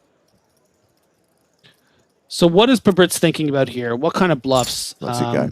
Mostly, I think maybe club combos and sort of ace 10s, but you block, ace 10 with the pocket 10s. So I think that's why Pabritz eventually found the right decision. No, I really liked the first few episodes of One Division. I thought it was very different, and that's why I liked it.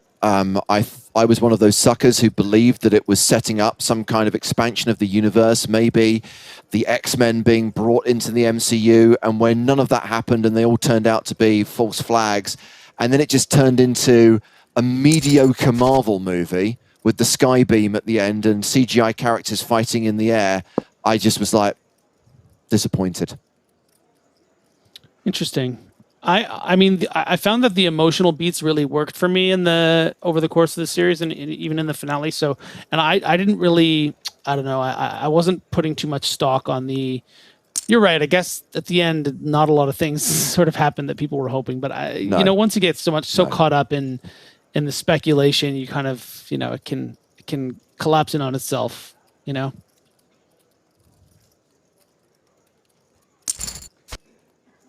Okay, well, Darwin picks up the diamond draw on the turn. 9's still the best hand. And yeah, that might be a card that Darwin is really willing to attack. You think about what would Pabritz do with a hand like, 9-8 without a diamond facing a big bet on the turn here. Probably fold, especially with those short stacks. So Darwin's are going to be really attacking those 8x, 10x hands sometimes. Sometimes he's just going to take a free card here, but is going to make the bet. And Pabritz now with 9s, no diamond, is in a very precarious situation and folds. Let's go the 9s. And Darwin back over 8 million. Simon Matson may have slipped a bit from the start of the day, but has not surrendered the chip lead yet. Earlier on, I noticed that the conversation was centered around Phil Hellmuth. Now everyone's talking about wrestling. This isn't Spraggy's stream. No wrestling conversation, please.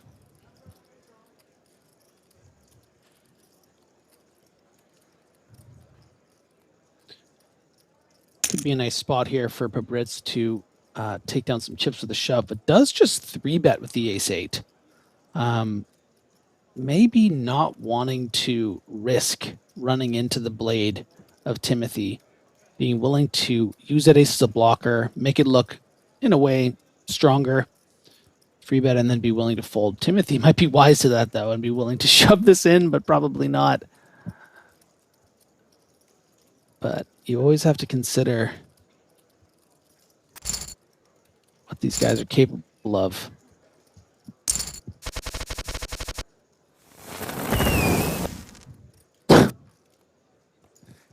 Well, we've got 2 players with King Queen and Pabritz with Ace King.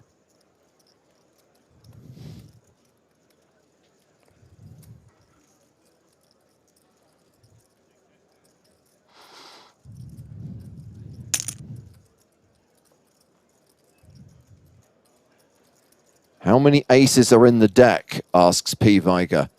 I don't know whether that actually was the question. Can you imagine if someone was unsure? Reveals at the final table of a 10K that they're not aware of the ranking of hands.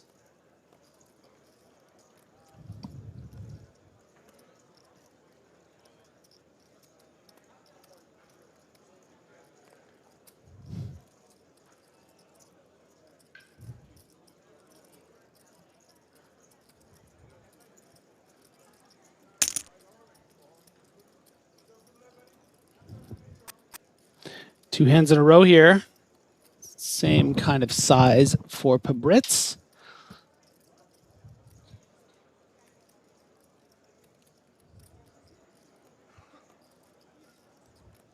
Victor claiming a misclick. Victor claiming a misclick where?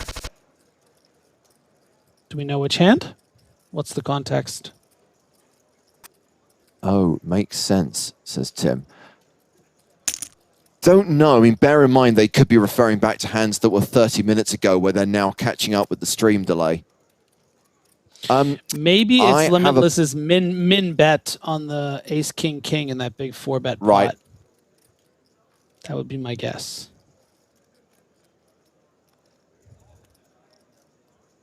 And now we get an all-in with sevens called by queens. P. Viger at risk.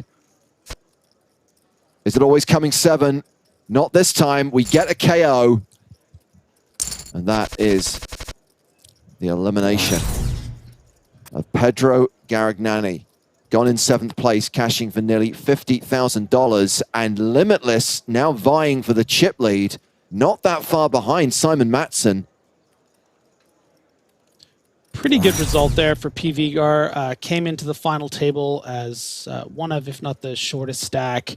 You know, found a couple of spots to acquire chips. Got a bit unlucky, I think, finding that weird spot against Limitless with the 9s. You can't really fault him for playing it that way. So, and then just kind of getting cooler on the shorter side with those 7s.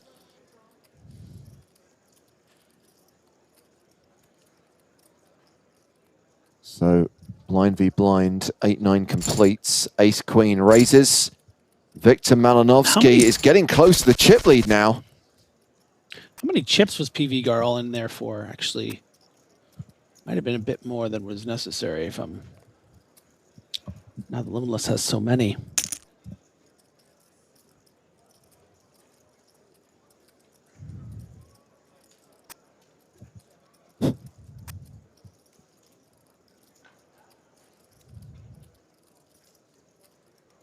Christoph Vogelsang questioning the King 6 offhand.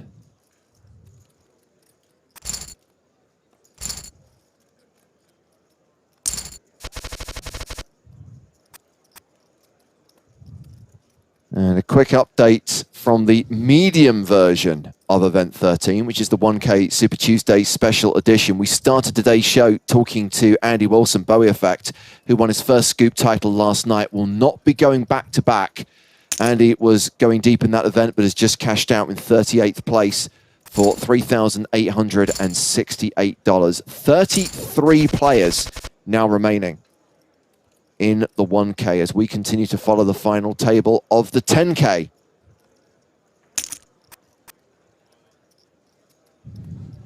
Pabritz, ace-jack in the small here. Definitely going to be ahead of the opening range of Simon Matson under the gun here. But how does he want to respond to it?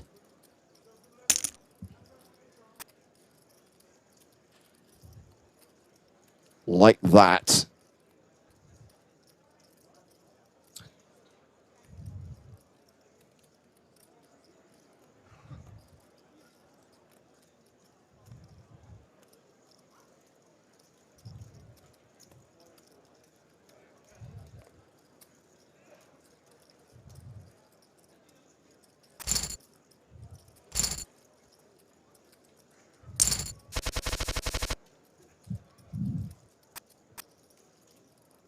Lines up in 1 minute's time. Should point out that Psychedelic has dropped down to 7 bigs, Griffin.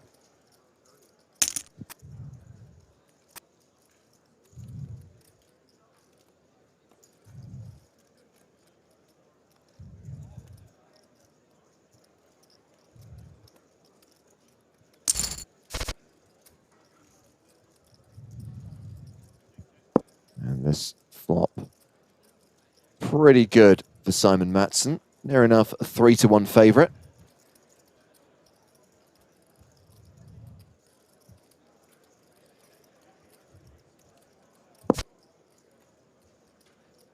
Deuce on the turn doesn't change anything. Yeah, and Darwin going to think his hand is very, very much the best here, facing a check from Timothy. But does elect to just check again. Quite interesting.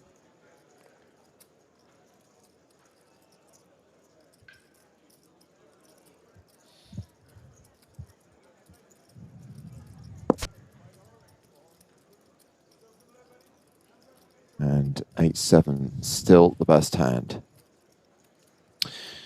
And out of the bushes, Darwin will come, try to get a call from a hand like ace high.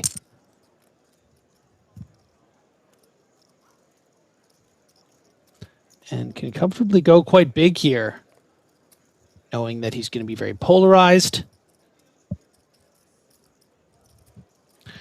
And Timothy with King Jack, I mean, probably going to get a fold, but is effectively the same kind of calling hand there as ace high. You're just trying to beat the stone bluffs, and ace high wouldn't bluff, so a strong King Jack. Going to be an okay bluff catcher sometimes. Psychedelic with a hand probably going to want to shove, being so short here. James looking at about 6 big blinds, but Vogelsong probably a bit too good to fold. Yeah, calls with the King 9. What a flop. Whoa, so many sweat cards, but Psychedelic holds. And Psychedelic doubles up to 1.5 million.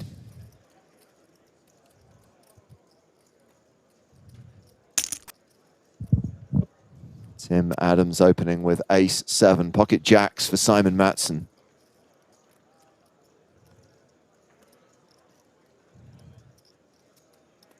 I have to say, Vogelsang getting a little bit short now, has dropped below the 20 big blind mark. Got to tell you, James, this Psychedelic is not wearing off. Thank you, Griffin. The re-raise with jacks, 698,000. Darwin with the jacks. Beautiful little button spot here. Made it kind of small. Timothy definitely has a hand that... We've seen it before, James. Blow-ups happen all the time with suited mid and low aces.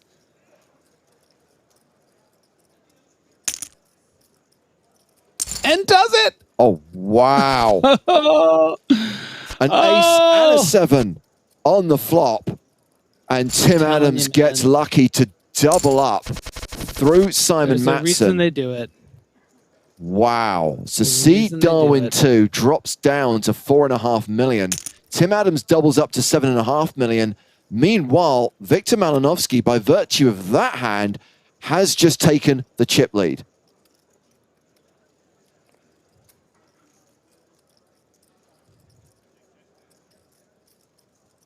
And Thrumbo number 5 on Twitch remarks, fold JJ. That is just a hilarious lesson to take from that hand. Well, Tim, huge favorite here with ace-queen against the artisanal sourdough of Pablo Brito, who's betting 180K into 750K. Yeah, and, you know, definitely an argument for Timothy to have 3-bet this pre-flop, facing that under the gun raise, but just calling. And now, is Timothy going to come out of the bushes with the check raise? Oh, yeah. And Popritz is sitting there with the ace like, wait, whoa. You called in the big blind. It came ace 6-4 rainbow, and you check raised me? I have the ace. I have 2 pair, James. Brito calls and does indeed hit his 5 on the turn at his domination rotation. And I think there is a strong chance, if we look at the pot right now and look at Pablo Brito's stack, that he gets a full double up on this hand. Almost all but certain that this will be a full double up for Pobritz unless the river is a 6 or a queen. I don't imagine a world Timothy ever can find a fold. You know, Timothy is targeting those hands. I mean, we see that Pobritz has ace 5, great 2 pair, but, you know, would have called the check raise with ace-7, 8, 9, 10, jack, probably not fold. Yeah. So Timothy has only really gotten unlucky here on the turn very few amount of times. I don't think Timothy's loving this river because ace-jack is also certainly in the range of potential hands, but I think Timothy feels like, okay, if he somehow has a better hand here, like, I just got coolered. Correct.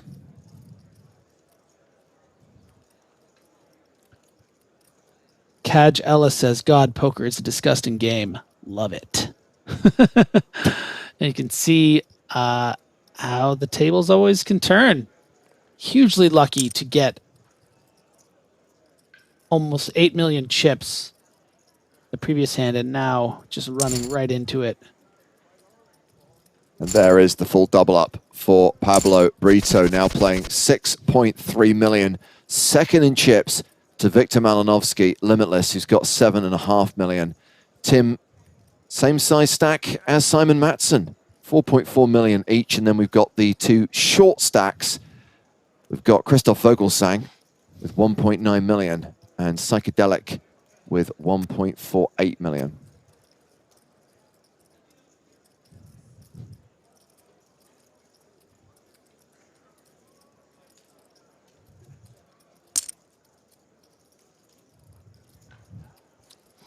John says, Tim can't be mad after that ace-7 hand. No, I think you can. Short-term memory. It's like Hollywood. You're only as good as your last movie. Your stack's only as good as the last hand you played.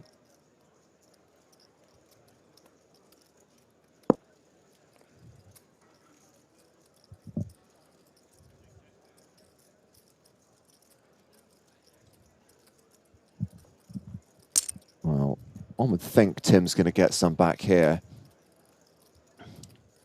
What is this pitiful bet? Drawing dead to a 4 or backdoor diamonds here.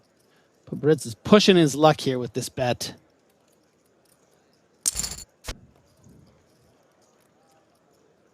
Oh, backdoor straight for the 8 as well. Oh, don't. Not like this. Not like this.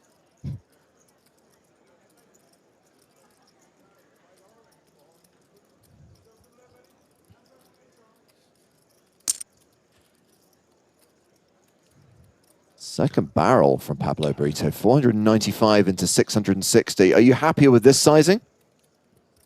I think this is a pretty strong play against the bottom sort of range of Timothy's hands. Hands like King Queen, hands like 7-8, things that kind of have to fold. So if you're willing to fire that first shell with nothing and then really stick it to him in the next one, I mean, good on Pabritz, man. That's good poker. Blood jumped getting the Matrix reference. Appreciate that. Limitless with 10-9 offsuit in the cutoff. And Victor Malinovsky's going to make it 264,000. Ace-8 for Tim Adams on the button. Yeah, going to have to get through 3 pretty strong late position hands, James. Yeah. Pablo Brito flats and Psychedelic ace-5 suited. Interesting position here for Psychedelic. Pabritz's hand strength is kind of a bit break even with a hand like ace-5 suited, actually maybe a bit stronger.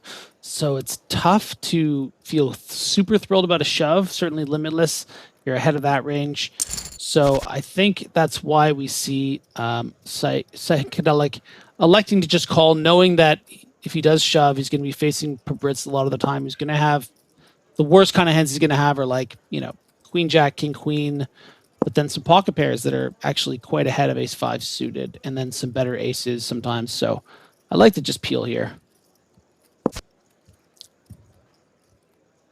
Well, with check back for Limitless. Wow, tricky, I know. Dicky. Absolutely. Still way ahead with trip 10. Psychedelic drawing dead. Pabritz needing a miracle.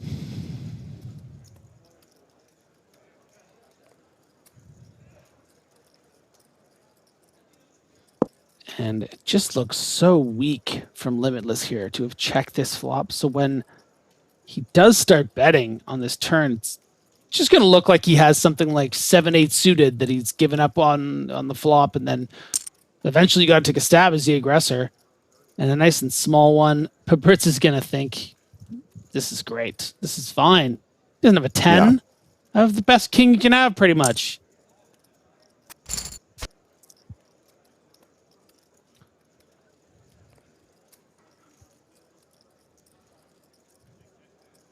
I would be very surprised if Pabritz finds a fold here against pretty much any sizing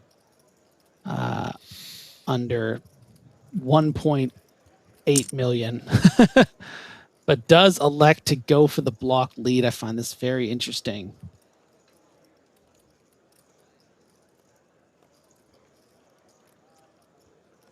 Okay, I'll set the over-under on 1.4 million. You taking the over or the under on the raise here, James? I'll take the under. That's probably correct.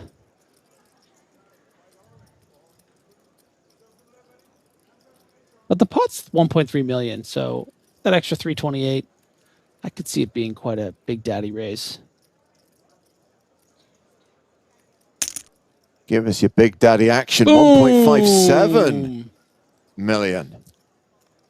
Joe texted me saying he wanted the over, so he wins. Oh my God, he really did say over in the chat, actually. I don't know. What does he win? Oh, it turns out there was no prize. He wins a PokerStars toaster. That doesn't even exist, Griffin. Now we're just going to have to get him a toaster and stick a red spade on the side of it. Wow. And he calls! Pabritz calls, and Limitless is now up to nearly 10 million chips.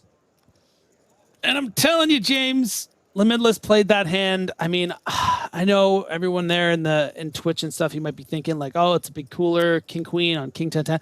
But the way Limitless played that hand, if he plays it any other way, he doesn't make that kind of chips. The check back, the quarter pot on the turn, facing the blocker bet, making a huge raise, bigger raise than James thought possible. Beautifully played. Yes, I absolutely thought it was impossible to raise more than 1.4 million. Like there was a thing in the software that actually prevented the slider from going higher. I'm just saying, Joe knew. Joe knew. Well, the players are on break in the 10K, so we're going to go across to the medium version of event number 13, which is the special edition of the Super Tuesday, a 1K buy-in, 31 players remaining. Earlier, we lost Tonka and we lost Spraggy, but we still have Finson easy with aces hand. And also at this table, Griffin, we have got Amadi 17, Adrian Mateos. Oh God, that guy's so good. He is incredibly good. So Finson has a scoop title, won a 1K event last year. Adrian Mateos has 2 scoop titles, one from 2017 and one from 2020.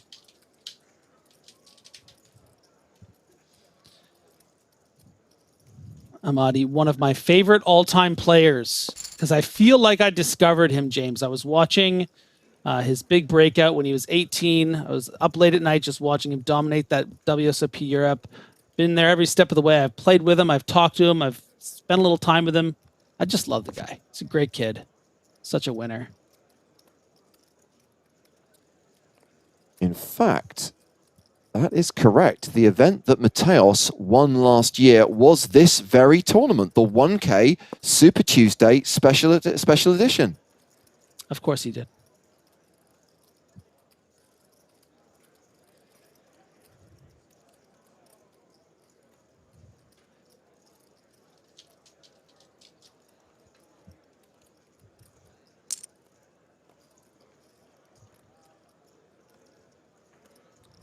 Well, Mateos betting here with the best hand, pair of fives. Yeah, we just tune in and you see him correctly value betting third pair with a deuce as a kicker. I mean, the man is a straight up genius.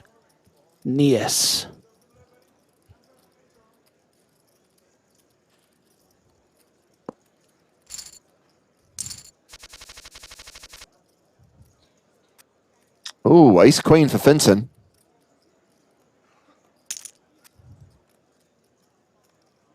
Opens to 100K. Only customer you should expect easy with aces Finton hand to get is from a hand that he certainly has crushed, and someone who has a lot of chips in the big blind, and Namastrutz.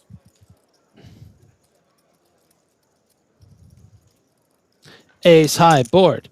Ace high board. Oh, Finton! All into call. And this is such a gross spot with ace queen. Of course, we can see it's a snap off based on the hands, but we haven't seen the way this guy's been playing. But, you know, ace jack, you probably would fold here. I mean, that's such a strong shove from the big blind. So ace queen right on the line. You know, you're calling ace king, you're calling ace queen suited, but ace queen off does make the call finally. Good for him. No 9. Gets it in good and holds, and that is a double up for Finton. Now playing 2.1 million. Beautiful. Ace queen is just a bit too strong, but I know that feeling when you raise an early position and get shoved on from the big blind for 20 bigs. Never feels good, but a lot of the time you just got to press that call button. Finton is in there with just 31 people left. Meanwhile, we get king queen open here. Ace king re-raises. Pretty obnoxious spot here for Lieutenant. Sometimes you're going to want to just raise call off. 10 big blinds with king queen. It does.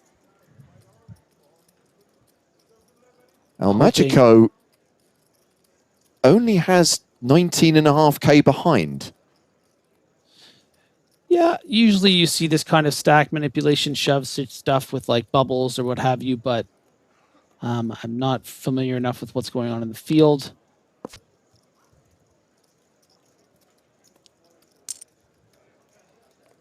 Surprisingly puts in the other 20,000. I don't know why you would do that with. Maybe you want to get a fold from ace king. Oh, can you imagine? Is this why we're watching this table? Oh, he calls. Correct call, and that's a double up for El Magico. So action continues in the 1K as we go back to the final table of the 10K. We have 6 players remaining. Victor Malinovsky with the chip lead, and I am going to hand things over to our hot dog eating friend, Mr. Joseph Stapleton. All right, everybody start shutting up. I'm back. I'm going to everyone begin shutting up. Joe Stapleton, Griffin Benninger, Scoop 2021, James Hardigan. Not doing what he does best. Cocktailing behind the wheel. Action folds it around. Hey, Joe.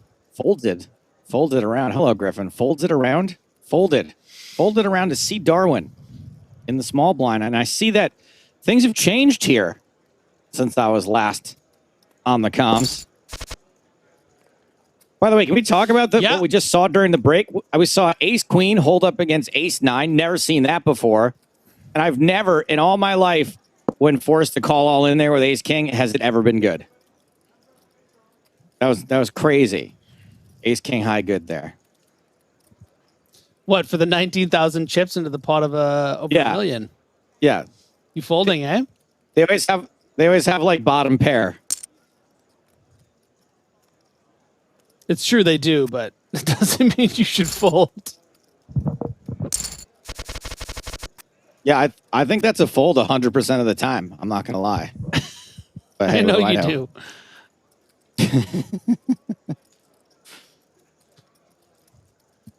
Someone just said the brothers are together again. Are we brothers?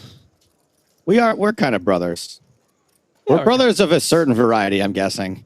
Oh my God, it's so funny, dude. It's so funny we're talking about this because my buddy tweeted something yesterday about how he started like doing something with bone broth and it's been really helping his indigestion or something. And then I tweeted response. I know, it's great. It's fine. So I responded and I said, "You've always been like a brother to me, like a brother, you know, because he was talking about how he used brothing." Oh, right. And he thought it was completely he like responded. He's like, "Oh man, me too," with a bunch of hearts, like, like not realizing it was a pun or a joke. So, to be but I can't fair, I probably would have gotten it either.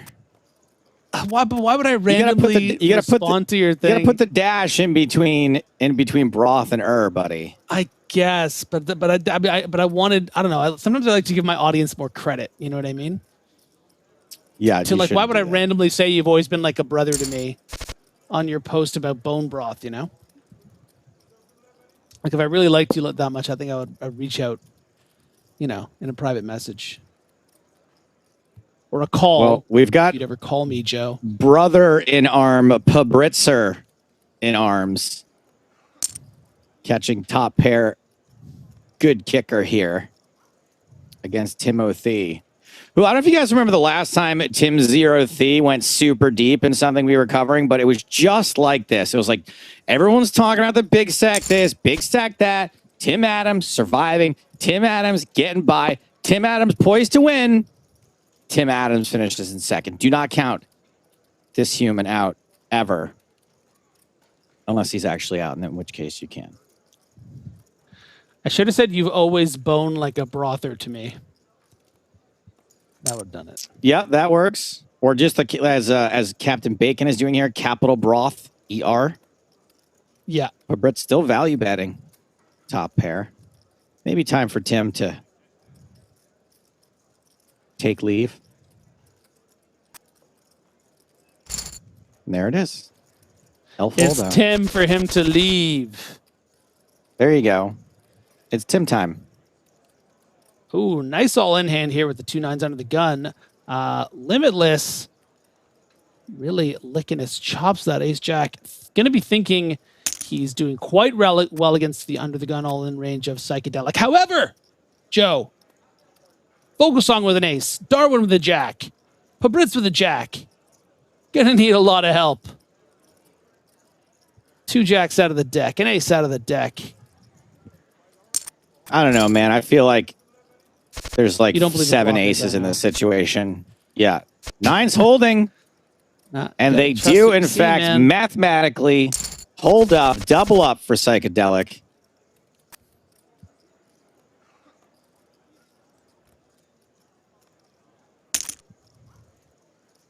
Did you like my psychedelic joke earlier? It was trippy.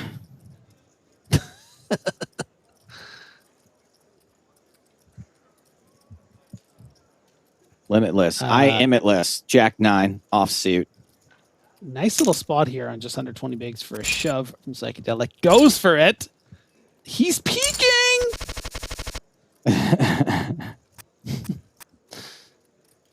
Uh-oh. And this will be trouble. But I don't know. You just doubled up. You were just all in again. This doesn't seem like too much trouble you can get into here with Queen 7.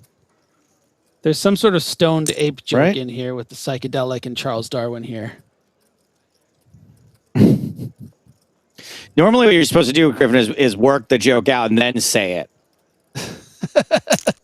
Not just like give like the, it's like saying like bringing cheese and like flour over to someone's house and being like, there's a pizza here somewhere.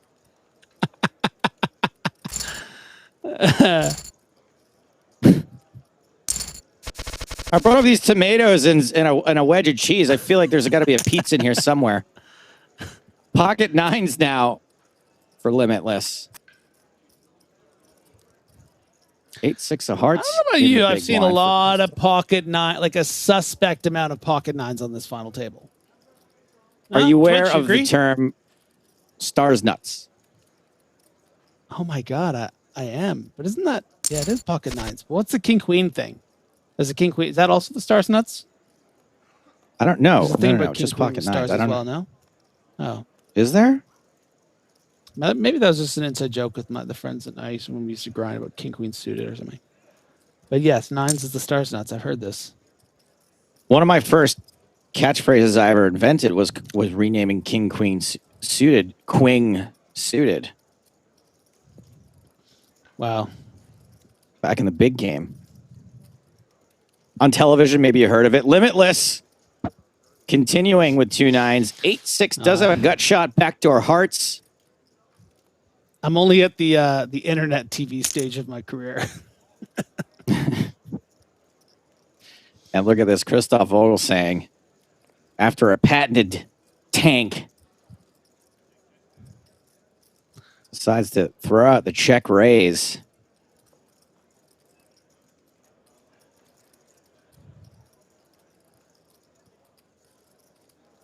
And I don't hate the line here from Vogelsong. Could potentially do this with some kings, but you have to imagine that Limitless not intending to bet fold here with this very strong pocket nines, but you know, maybe just wants to stay away from Vogelsong. Doesn't want to deal with those shoves on the turns from those flush draws and those kings. I take the over on this one as well, Griffin. Like that. A4 Triple N says, "Hey Griff, you quads me in Montreal Casino, and I was sad. I remember that hand. No, I don't. I got a straight flush there. That's what I remember. I got quads against you. Pixar GTFO. Maybe they're talking about it at the gym, and you just were blasting off on leg day. Dude, I had a bit of a legs week. Montreal Casino there. Oh, Montreal Casino. That's the one I won. Humble brag. When we get the cameras back here, I'll show you the trophy. Where's that trophy?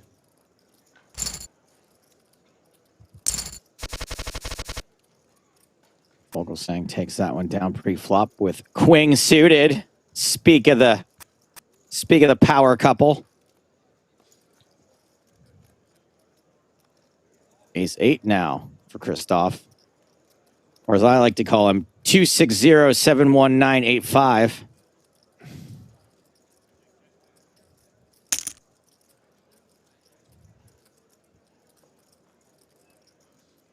Christoph Vogelsang was the politest that anyone's ever declined to do an interview with me during the World Series of Poker. I was like, "Hey man, you think we could chat for what?" And he was like, No.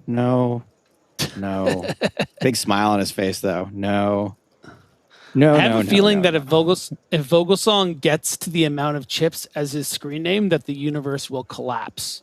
Man, that would be incredible. That's the anti-life. Christoph, that's the anti-life equation.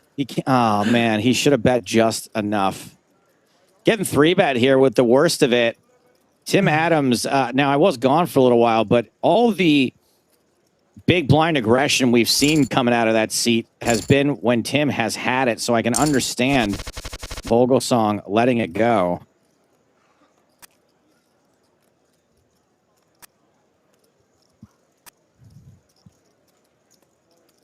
Limitless with the old sourdough suited.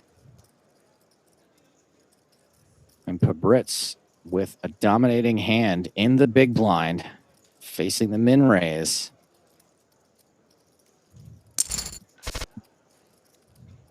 And it's the flopped flush. Griffin, whenever there is a monotone board, we need to continue to talk about the hand using a monotone voice. Limitless bets 132,000. What sorts of... Fabritz now with the decision here, facing a 132,000 chip bet. Bit of a tough spot here. Is going to let down the ace-9. And Limitless did have a flush. Fabritz folds. All right, moving on to the next hand. King at 10 suited for Vogelsang. Have we talked about Vogelsang's avatar yet? We have not. I think it's adorable. Two little bunnies smooching. It was just Easter. Oh my God, that reminds me. I was supposed to set up my girlfriend's egg hunt today for when she got back home from work. Damn. Today? Is it Canadian Easter? Do you guys do it like Thanksgiving? It was Easter 2 days ago, but we forgot to do it. And I finally bought the chocolate eggs, and I was supposed to hide them around the house, but I forgot. It's okay. She won't leave me, right?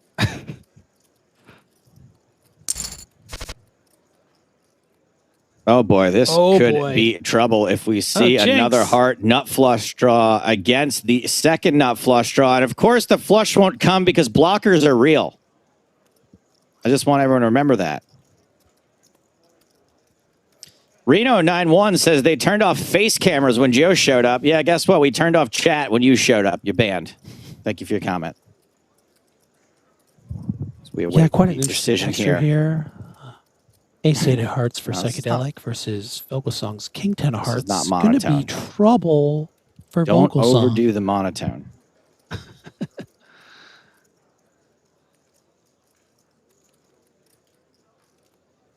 Pwned555 says, come on, that was funny. Not as funny as banning people, and you banned. Thank you for your comment. Joe, if you had, oh boy, Vogelsong will probably just shove here. I'll ask you this question afterwards because it's All right, very yeah. important. Vogelsong looking to say you banned to say Hodelic. We know that there is not much of a chance that will happen.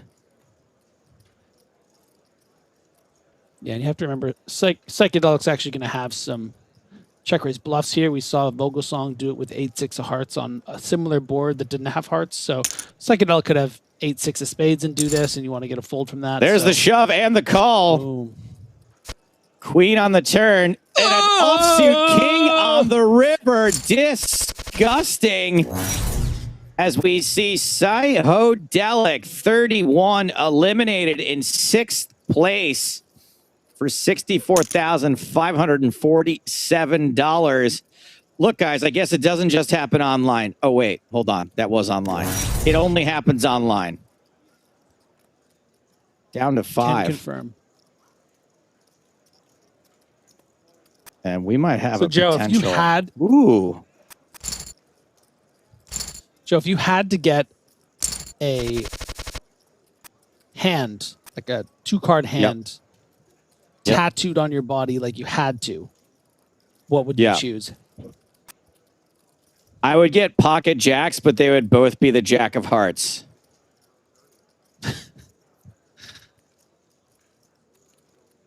Because I Why am not the jack of pocket hearts. jacks with your face in one of the jacks and James is in the other? No, that would be I that'd see be where like you're going with this, romantic. and the answer is no. Why not? You guys It's are a like, little you know, too. It's a little too sexual to have. fucking- Like, I equate tattoos with something very sexy, and so James's face cannot be one of them on my body or anyone else's. Vogelsang and Limitless taking a flop. Both have missed.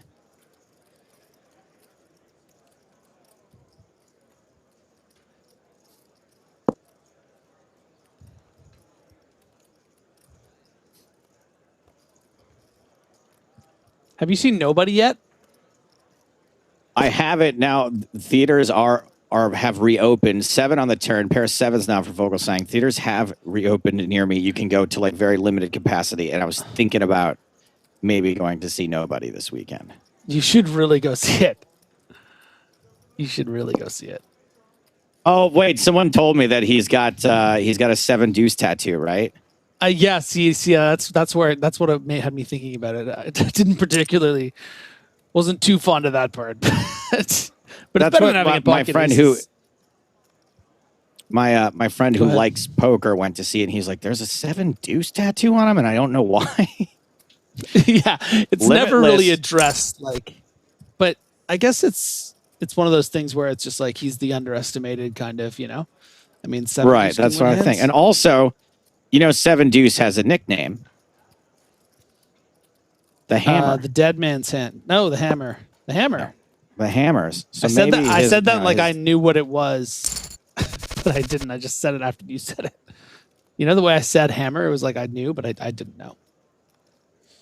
Oh, right, the Hammer. No, Oh, that's, we're back. that's how I do everything else. Pabritz under the gun with ace 9 suited. Everyone now guaranteed $84,071. Remember, this was a $10,000 buy-in event. Down to the final 5. Raise and take it. Not the first time we've seen that UTG from Pabritz. And oh boy, looks like we are going to have a blind on blind. Ooh. The thick plot. This is going to be very limitless. interesting Yeah. because Raising Timothy from the button. could 3-bet call the 35 bigs, could just shove. Pabritz would be inclined to call an all-in if Timothy shoved, because Timothy could have those 9s, 8s, 7s kind of hands a lot of the time. So facing a 3-bet, I would imagine Pabritz is just going to show. Oh, but look, puts in over half his stack, and Pabritz is going to go all in here, Joe. We're going to have a massive flip for you know, effectively, well into the chip lead here.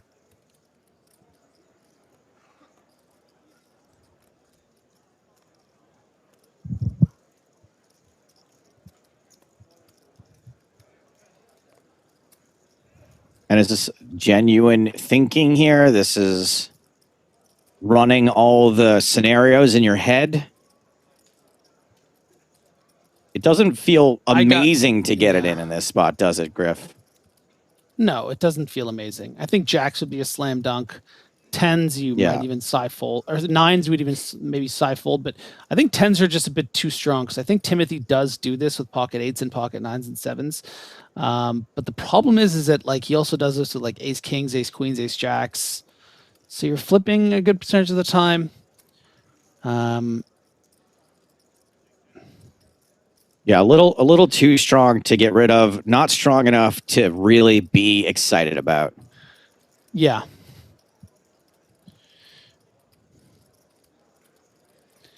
I got pure luck comments. Griffin, I just watched Shark Age Season 2 and you ran like a god. Actually, I wasn't invited back for Season 2 because I was too good at it. So everyone That's else why you ran ran like a god for me not being allowed. You didn't have to participate. Yeah. And there's the all-in. All-in. And Tim's going to have to call it off. Happy to see he is not dominated. 10's holding. And that is the elimination of Tim Adams. Tim Zero Thee out in fifth place for $84,071. Succumbing to a flip. And we have lost a superstar, but we are also gaining a legend. Please welcome to the booth here for Scoop 2021, Mr. Sam Grafton, once again reuniting. The band is back together. Griff Graff. Welcome. What's up? How we doing, boys? Good. We're Sam, good. you know what I just got in the mail the other day? Copy of... I didn't know.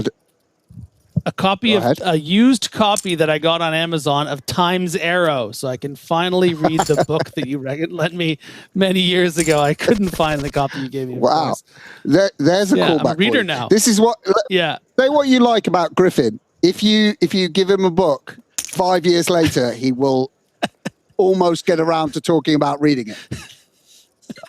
Well, Griffin had my comedy notebook for about 5 years before he finally stopped pretending he was going to give it back to me one day. I don't know. He was like, no, I swear, like my other friend has it. Like, no, I seriously, I have it. Dude. Yeah, like, Woody had it. And like, then... and then one day he was like, I'm just not even going to pretend anymore. Pocket King's doing well here against Limitless. Let's refocus on the action. Welcome, Sam. See, Darwin's here. Charles Darwin. This guy. That's right. This guy. Sam, he came in Cornelius with 10 million. Darwin. Yeah, he actually had, I think second place had 3 million. Yeah, well, I got a moan. He won a chip lead flip against me, 4 off the money. Okay. Yeah, he got me good. He got me good. It's pretty. I was pretty annoyed. I said some words about Cornelius Darwin. I think Darwin maybe can go for a bit of value here. Think it does. Sam got like so angry queen. with C. Darwin that he decided he was going to start believing in creationism.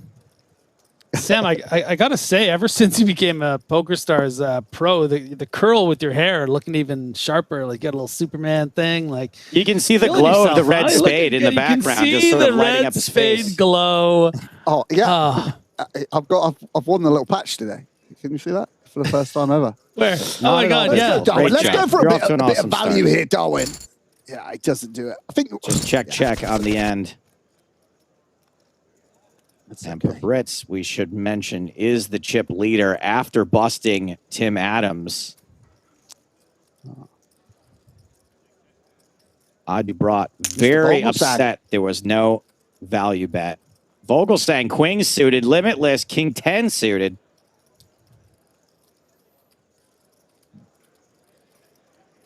Playing for the cool $250,000. Love it. Flop is 9, 8, 4, 2 diamonds. Both players missed. There's a club out there, I guess.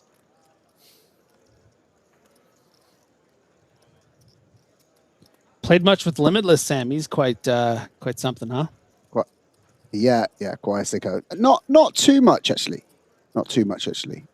I mean, he plays too big. We cross paths, but never been on really the same. I mean, I played a bit with him in this tournament yesterday, but I don't have like a final with him or any kind of up close and personal relationship with him. Quite a character though. Oh yeah. He played quite an interesting hand earlier on the SFT. I don't know if you cross paths with it, the King 6. You hear about this hand? Putting people under it. What did he do? Darwin, first hand back from break. Darwin raised under the gun. Guy to his left, 3-bet him off about 30 bigs. Darwin folded. The next hand, Darwin raised under the gun. So must be under the gun. That same guy 3-bet him with pocket nines on like the 35 bigs instead of flatting, whatever. And it came around to Limitless at the cutoff, or hijack, who's like 7-handed, and he cold 4 clicked King 6 off. And Darwin folded. Your man actually called the click, leaving about an SPR of like just over 1, like 1.2 or something. And then it came ace, ace, king, and Limitless min bet. Got a fold. Oh man, love it. It was awesome. It was it was the best hand of the funnel table. Everyone was talking about it in the actual table chat.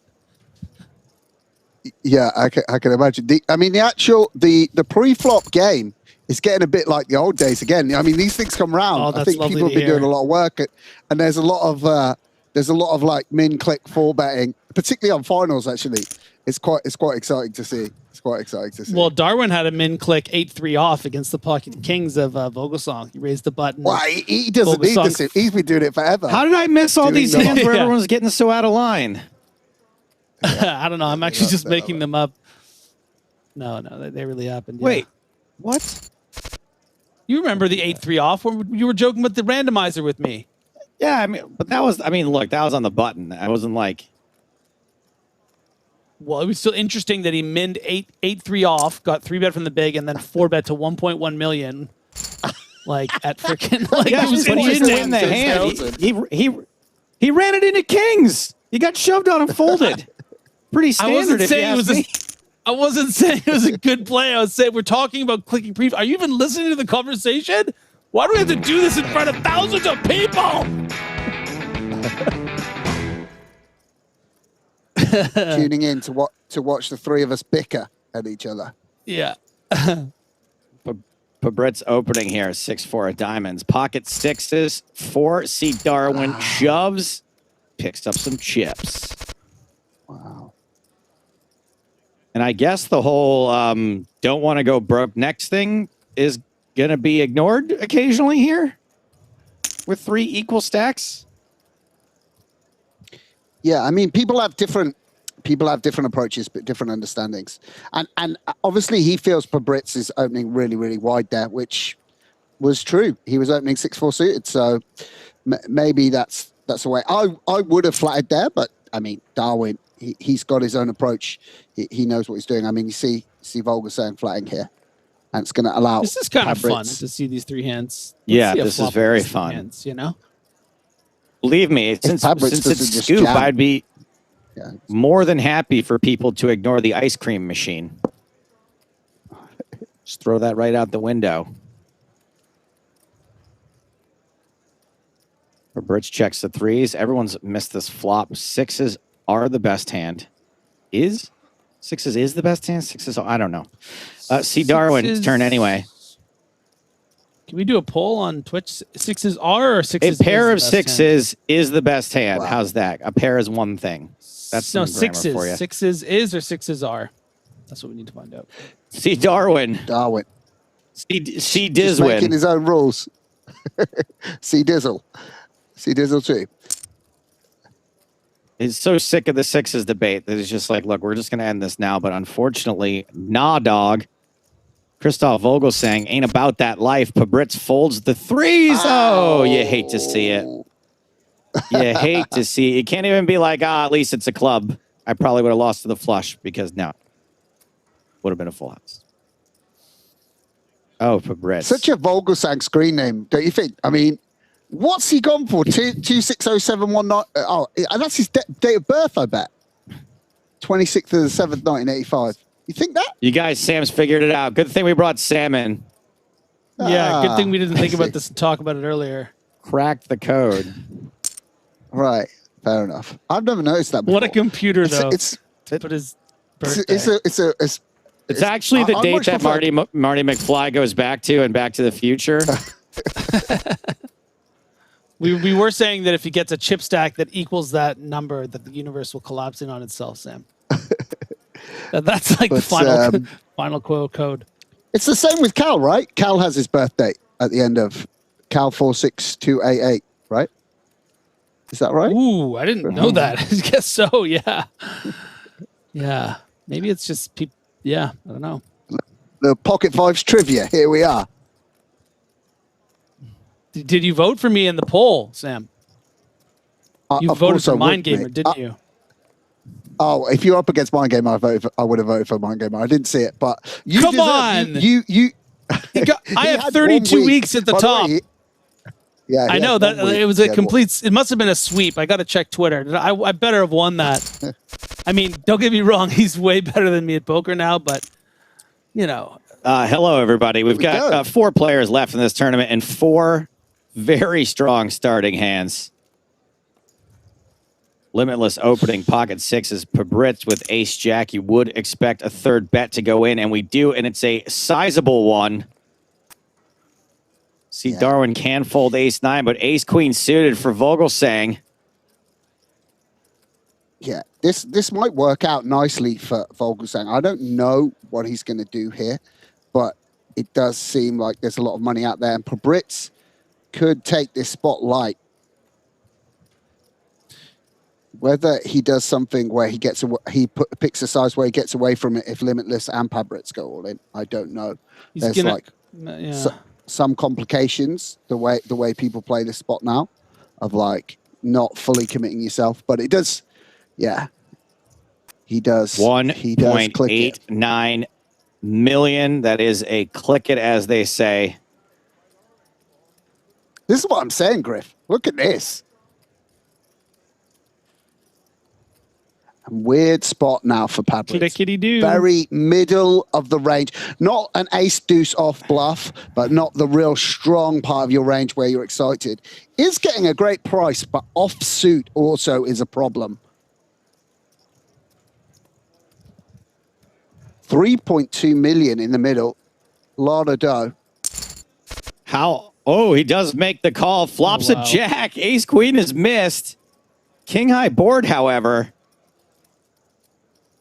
Very weird scenario for both players. I wonder how Vogelsang's going to navigate this. Always the way. Yeah, neither Always player the happy way. with what's with this flop, really.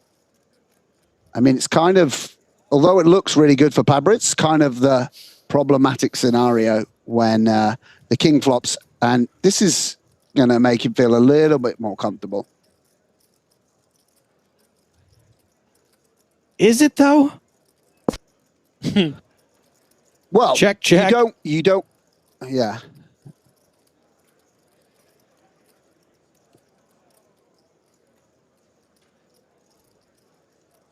I just am envious of any poker player who looks at this board with either hand and thinks, I can still win this. I wonder if Pabritz will go for a block now.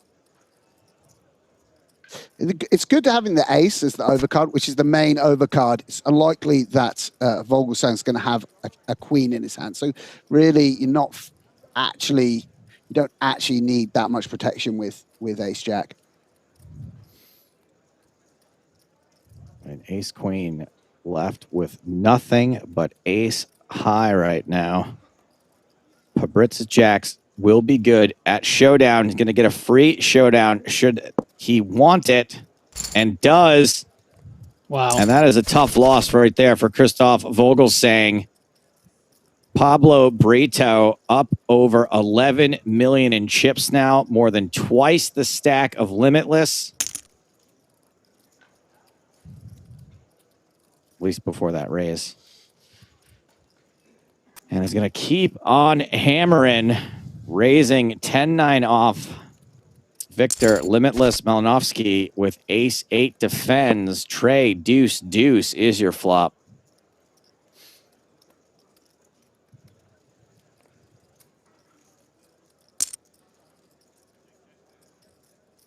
Continuation bet from Pabritz is about as small as you can make it. Ace high calls and is rewarded with an ace on the turn. Yeah, and I hope Pabritz realizes a lot of Limitless's calls on this flop are going to be ace high. I think it's one of those spots where it's actually a little bit better for the big blind than for in position. We'll see. Yeah, it's very, very strong player, Pabritz. And we should say, like, credit. When I'm watching these finals, I'm always trying to think, what are these guys doing that make them so successful? And they sort of, Pabritz there, you know, by taking his equity, sort of fearless. You know, it can be very intimidating, a big final against one of the world's best to peel the cold 4 bet. Of course, he was dominated, but rewarded by hitting the jack and you know, maintains this dominating position at the final. Of course, maybe being a bit results oriented on my part. And Limitless with 2 pair now can go for the check raise. 3 pair, as we like to say here on this broadcast. Pabritz just could not resist. And had to take a stab. He's trying to rep a hand like 10s or jacks or something like that. Weak ace, ace 4.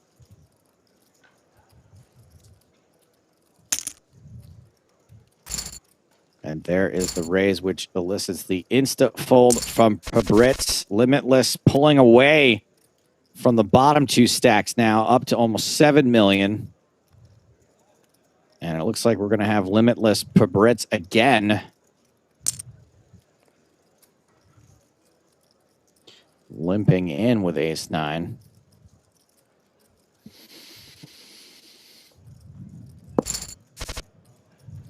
Yeah, and it's quite nice to get up to this 7 million.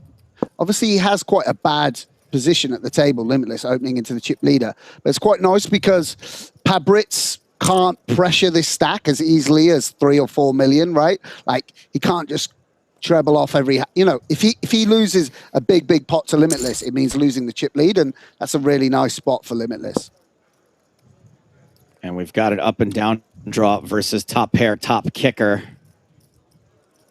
Pabritz tried. I've seen Pabritz take a lot of stabs in situations like this and continue quite comfortably if the, you know, quite correctly too, depending on the board texture. We saw with that 10-9, of course, checking back when the turn was the ace, as Sam said, being wise enough to do so. But situations like this, we've seen a lot of barreling from Pabritz, so I'm not surprised to see a big one on the turn.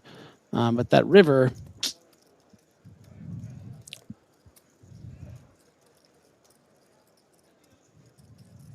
I think he'll give up with this one, with the queen. And I don't, yeah.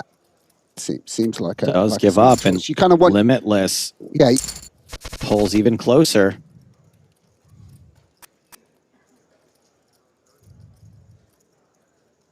And now it looks like a 1 and 2 versus 3 and 4 type of matchup.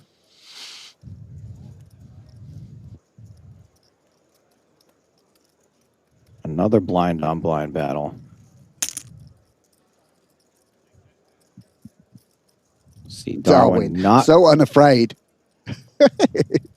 Going after the chip leader, not wanting no bother. Pabritz to get a cheap flop.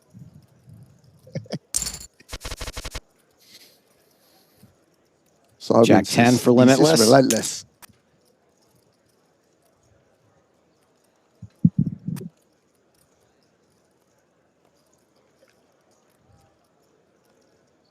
You've been playing Griff? You've been mixing it up? Not so much. Not so much lately. Then with the baseball season coming, I've just been doing a lot of baseball stuff, to be honest.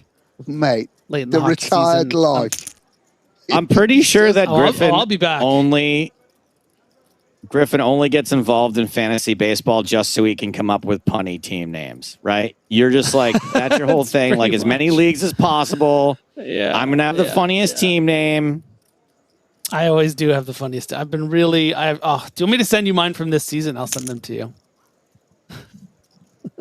I think I saw them somehow. I don't know if you tweeted them or. Yeah. My last punny team name was Ace of Baseball. Not bad. Shows you how long ago it was. I saw the steal sign. Wow. I saw the steal sign. Yeah, one of the favorite ones I've seen is the Arosa Reina one.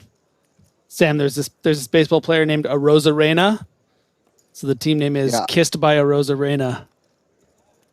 Kissed by a Rosa Renee. I think it's Kiss from a Rose, though, Griffin. I think you got the song name wrong.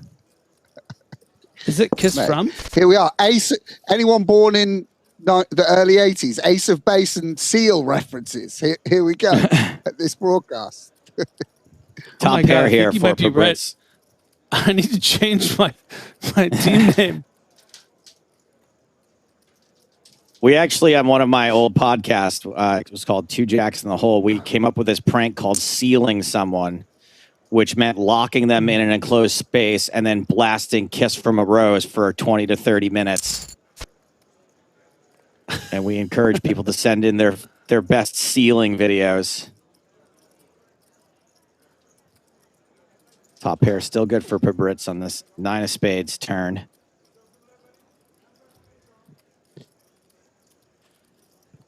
Yeah, and Limitless with quite a nice bluff catcher. It's quite nice to have one that's ahead of the 3-4, 4-5, and it can also outdraw the ace. I mean, this is a kind of big sizing, though, on Limitless's board. In general, people don't tend to bluff your board.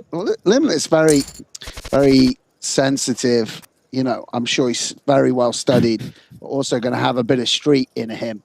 Nice fold, actually, from Limitless when Pabritz gets greedy there on the turn. I mean, that describes a great poker player, but also a lover, someone who's sensitive but has a lot of street in them. I mean, that's what we're all after. I mean, if you're asking me to speculate on whether Limitless is a great lover or not, I just think that's not really appropriate for the broadcast, Joe. You know, I'm here to do the technical I mean, you may analysis. be afraid to say it, but I'm not. I think he probably is, as Pabritz flops the joint. Wow. Wow. Straight. I mean, this is what this here is such a dangerous advertisement for 5 deuce suited. Like, how much money have we all lit on fire calling with 5 deuce suited, being like, I have up a straight, and now we see it here, and we're like, oh yeah, that's tens of thousands of more chips we're just gonna burn off because we saw a guy flop a straight with it once. Yeah, you get really excited, and then look, you haven't won a dime. Actually, yesterday against Darwin, he flopped. He flopped a flush against me with King 3 of diamonds. I had King 9 off, and I just backed into the straight flush with the 9 and raised him on the river and got paid. I was loving it. He gave me the full time bank, and I could tell he thought, like, no one reps a straight flush. No one, like, bluff raises when the only hand they can have is a straight flush. But he just, in the end, he gave me credit for bluffing. And I was like, yeah, obviously, I'm not bluffing, mate. There it is. So that was quite pleasant. This is real Team Pro material we're hearing right here, guys. Sucking out on somebody and cackling about it on a live stream where they can't defend themselves. Welcome, welcome, Team Pro Sam Grafton. Yes, indeed. Well, I can't be abusive to people in chat. So when Darwin made his flush against me yesterday, I couldn't be like, you know, and have all the X's come up and abuse him for being so. Are there rules for how many like throwables you're allowed to use in a given session? Well, is that in the fine print? I will say they unlocked all throwables. So now I used to only have 3 of them, whereas now I can throw a fish or a bucket. I've got quite into it, I've got to admit. I see the charm of them now. Coming round to them. Bogle saying betting with the best of it. Limitless folds 9 high. So the song title is Seal Kiss from a Rose, but the actual lyric is I've been kissed by a rose on the gray. Okay. So all right. I think both work. A rose on the what? Griffin, on the gray. On the gray. G-R-A-Y. Yeah. What? Why? What's on the gray? The rose that you've kissed. Nobody knows. You're not supposed to Or ask. the rose that's kissed you.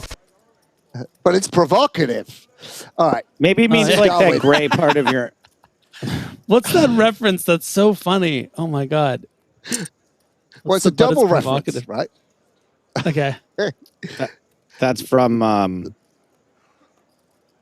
The Will Ferrell weather ice Zoolander, skaters. I think. No, it's the Will Ferrell weather ice skaters. Blades of Glory. Like, Oh yeah. Blades Yeah. of Glory. Yeah. yeah. And then it was referencing the Jay-Z song as well. So, Right. pretty yeah. It's What's the name of that Jay-Z song, Sam? Paris. Sing it for Something us. about Paris. People in Paris. Limitless enacting the Grafton rule here, raising 9-10 suited. Good Does for him. not connect until the river, where there's now a flush draw. Unfortunately, no ocean card in this game. Top pair, good for Darwin. Yeah, with interesting sizing now for Darwin. What he goes for here. Full pot. Sleep. Few hands unpaired. Yeah. I think that's reasonable.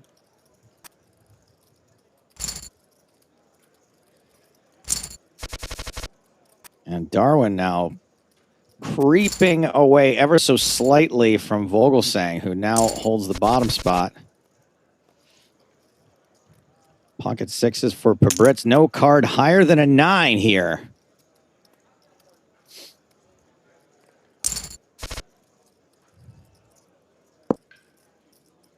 Nine, 8 misses. This 10 high flop. Sixes still good for Pabritz. Pabritz has got some separation here with these chips so far. Pretty nice considering where he started on this final table. You look back, Joe, raising King Jack under the gun, full ring with Yeah. 12 big blinds, one of the first hands, and here he is with a significant chip lead playing against these bosses. And the float with the 9 high from Limitless. Whew. Floats Magoats, King of Spades on the turn. Do you guys remember in which film Seal gets eaten by wolves? 8 high flush now for Limitless. Runner, runner, runner.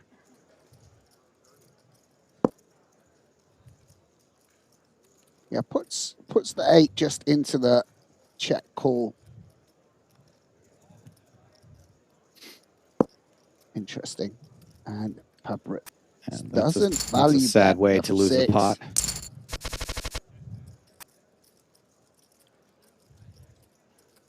What, Seal made a cameo in a film?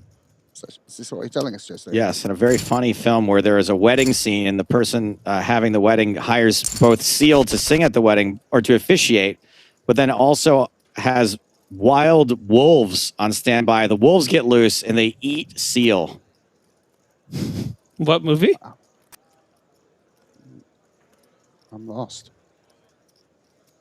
That's from the movie Pop Star, Never Stop, Never Stopping. Oh, yes. 35 big raising blinds pocket effective fives. here. I think that's going to probably make this easy to play as a flat here for Simon Matson. Facing a limb from Pabritz would have been interesting to see how Darwin would have proceeded. You might go for the bluff raise hit. Bluff 3-bet here. Wow. Well, Just shoves it in. not sure if it's a bluff, but it is a 3-bet. Super annoying with the 5. Super annoying. I don't think Come on, let's Pabritz flip for can pull 40K. off here. 55.5% favorite for the pocket fives. And Does make calls. the call. We are flipping for massive equity. 3 clubs on the flop. And the river is an ace, unfortunately. 5s do not hold. Darwin doubles up Oh my and is days. back to the stack he started with today. My right around days 10 indeed. million.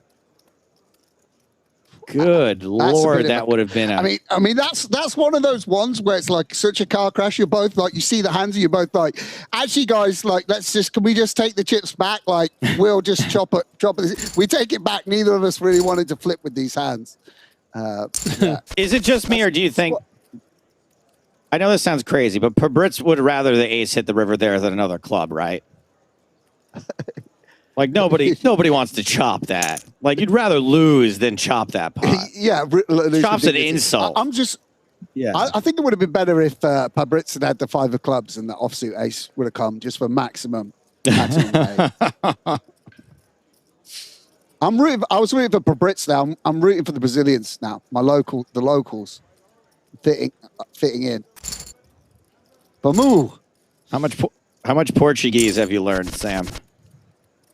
Very little. I went to the gym for the first time today with a personal trainer who only spoke Portuguese, and not only was it like pitiful, like literally 4 months in lockdown, one of the most out of shape, slightly burnt Englishmen, like doing one of the most sad workouts you've ever seen. But I also just didn't know his language, and he had to keep indicating to me like how bad my he kept having to mime the word fat ass to you rather than have you translate it. Yeah, just all round disastrous. So Darwin, we've seen, doesn't really back down, and this doesn't. No, he could just pull the trigger here. He will pull the trigger. I think. Well, we'll see. 3's kind of blocks bluffs here a little bit. Yeah, he's all in. There it is. Have some of that, mate. Mr. 2607-1985. See Darwin back up around the 11 million mark. And are they going to do this again? I think yes. Brits now will just shove because he'll be or limp shove because of the last hand. He did. Wow, limp jam. Okay, that makes some sense. This is fantastic. Yeah, I think it's just a comfortable enough. 25 big blinds, you can probably get away with it. Yeah. Yeah. That's way better because Darwin or ISOs and junk. Yeah, this is the superior play, as of course, top player like Pabrit spots, and top player like me for calling it out. Oh, just call. They do not get it in pre-flop. Ace King flops top pair, top kicker, beautiful, just beautiful. Yeah, this is really nice when you got the Ace King off, especially as Pabrit's limp calls some suited kings. Obviously, we can see he's pretty much dead, but you're gonna dominate him on occasion. Going to be some queen 9s and queen 8s as well. 8% feels really strong, actually, considering 8 whole percents fold.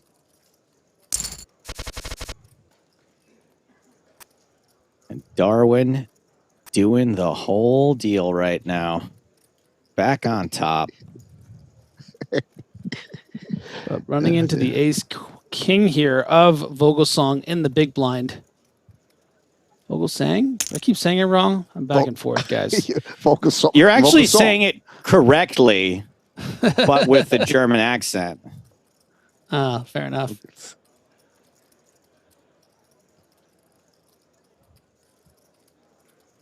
We say sang like past tense when really it's pronounced song, like the song.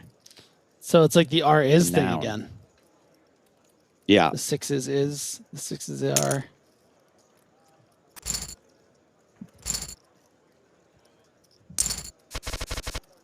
Shove and take it for Sing Song.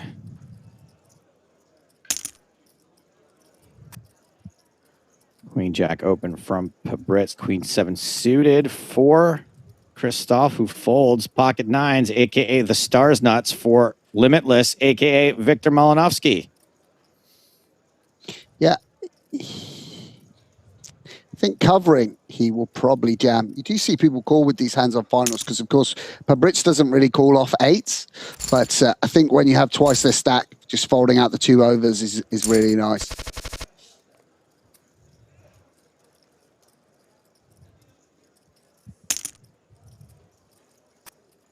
Got the Queen 9 open from C. Darwin. Pocket 10s for Victor. Just calls. But Brits with a this fun, is again speculative hand in the big blind. Yeah, this is again. These guys very attuned to the fact that like when they don't get in worse pairs, you don't even really want to be in all in. I mean, you're fine to be all in against Ace-X. Darwin flopping very, very, very strong here. 2 pair for Darwin. Yeah, we'll be hoping someone has an ace. Of course. Really nice to unblock the ace. Yeah, on a board where it's going to be pretty difficult for Limitless to feel that comfortable continuing, especially to a size like that. So just going to get. Is it weird? Take it down. Nice result. Is it weird that I don't believe in blockers, but I do believe in unblockers? What are the Queen 9 unblocks the ace? Yeah, that I believe in. That I understand.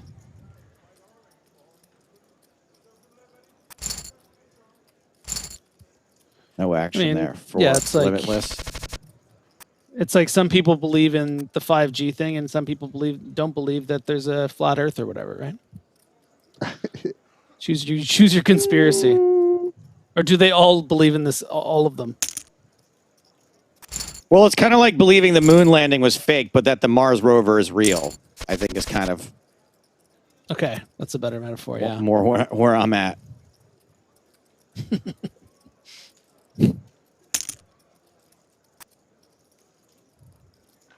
Darwin.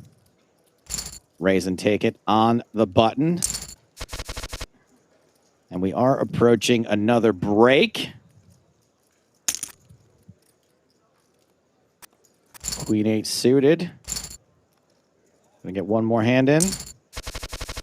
Uno mas mano. Ooh, and it could be a fun one. Jack 9 suited. Probably can't get too involved, but going to be hard to see too much action. Wouldn't be surprised to see an open here from Vogelsong, but it's going to be shoving pretty much any situation here. You should just pronounce it more and more in European style as the broadcast goes on, Griffin. Vogelsong. Like he's pronouncing it like a Frenchman. And the shove from Brits gets through. This tournament is going on break, but it's Scoop. It's a festival. There's all kinds of other stuff happening, including 3 buy-in tiers. We were just taking a look at the high buy-in for event number 13. Let's maybe check in with the medium buy-in, because there's a couple of superstars still alive in this event, including Adrian Mateos right there, Amadi 17, and Pro Beers, Andres Namath. Amadi with Jack 4 does have 2 Scoop titles already, 3 for Pro Beers, and they are down to the final 25 in this event of 873 who started. I'm against Amadi and Pro Beers winning this. I'm for the mid-tier guys. I don't want these superstars like Pro Beers, Amadi, coming, scooping up the 1Ks. They can win the 10Ks. They can win the 25Ks. Let's leave the 1Ks to some kind of grinder. That's what. So I'm going to be officially anti-railing, even though they're 2 lovely guys, 2 sweethearts. I'm picturing Sam Grafton doing the Mikey speech from the Goonies right now. He's like, "This is our time down here in the medium. It's their time up there, but this is our time down here." Yeah, I could do the truffle shuffle as well for you, bro, if need be. Let's give you a few more weeks with the trainer first. Griffin, what did I cut you off from saying as we see this flop flush draw here from Javdani? Well, it was cool to see such a sort of off the wall 3-bet there, first hand of the table. We saw Al Magico opening those deuces at the cutoff, and Anonymous Struts 3-betting the King 7 off. So nice to see some splash around as soon as we start this 1K table, getting that King 7 through. El Magico, 19A1. It's their favorite footballer combined with their favorite airplane seat. And this 5 on the river is going to be good enough. Oh, yeah. That's how you reward the King 7 suited play. Just a horrifically good run out for the other hand. I wonder if Amadi will open this. This is just a notch too loose by the chart some people use, but no, it doesn't go for it. I guess Pro Biz in the big blind is a little bit of It's a tough out. Intimidating factor. Yes.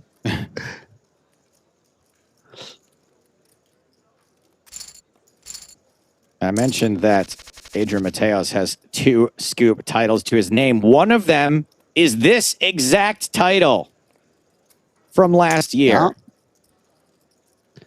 Legends. So even more reason to root against Adrian Mateos here. You've already won this one. He's just such an animal. I feel like my only relationship with him for many years was just congratulating him. Like every time I'd sit at the table, or you'd have to be like, "Congrats on the bracelet last week," or like, "Congrats on the thing." Like, yeah, and he's always so gracious and polite. Yeah, super. We're about to see always just. Well, here we go. A big old flip here, I think, kids. So before this Maybe flip a little starts, too deep to get in. Unconfirmed information from Twitch. Anonymous Strauss means anonymous ostrich in Swedish, and the avatar is from a 70s kids show. That's cool. More you know. Now let's see this massive ace king to queens all inevitable flip here. Gotta get it in. I'm rooting for El Magico. The ladies. I called it. Let's go. I want king of diamonds. King of diamonds. Oh. No diamond. No, oh my God. Diamonds, but 2 hearts, and it's a heart on the river. Folded. Nut flush. And that is the elimination of Pro Beers and the elimination of Griffin Benger. You're out of here, son, but we'll be seeing you lots and lots over the next few weeks. Time to say goodbye to Griffin and hello to James Hardigan.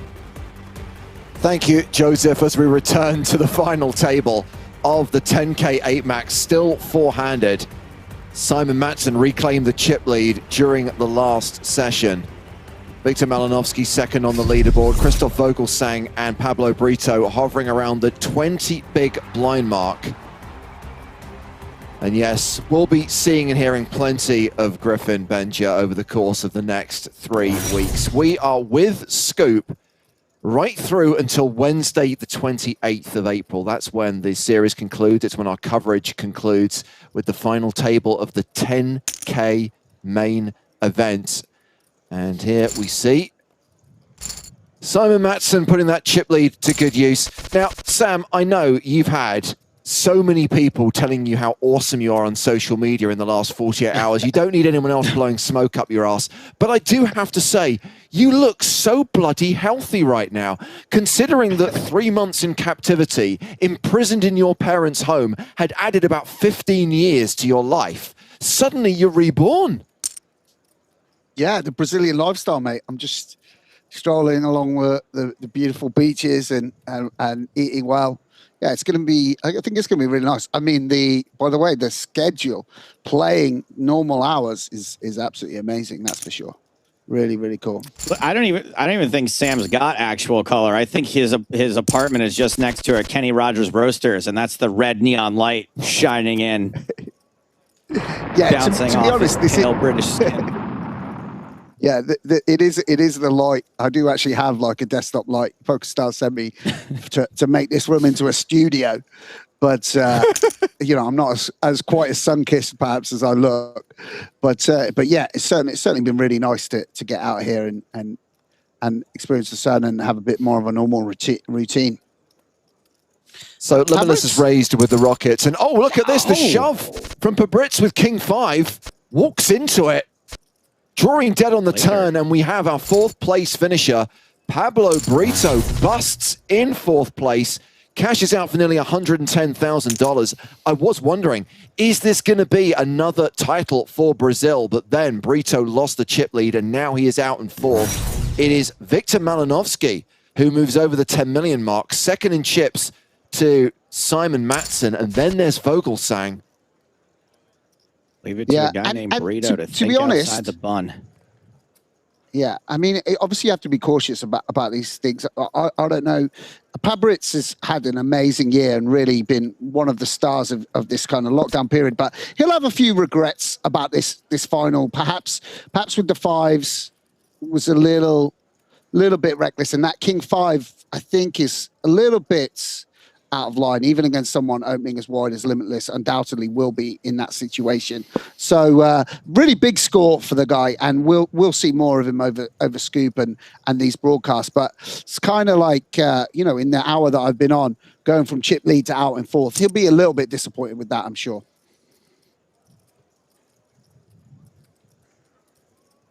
Well, Malinovsky with the advantage here. Christoph Vogelsang with just a pair of sixes.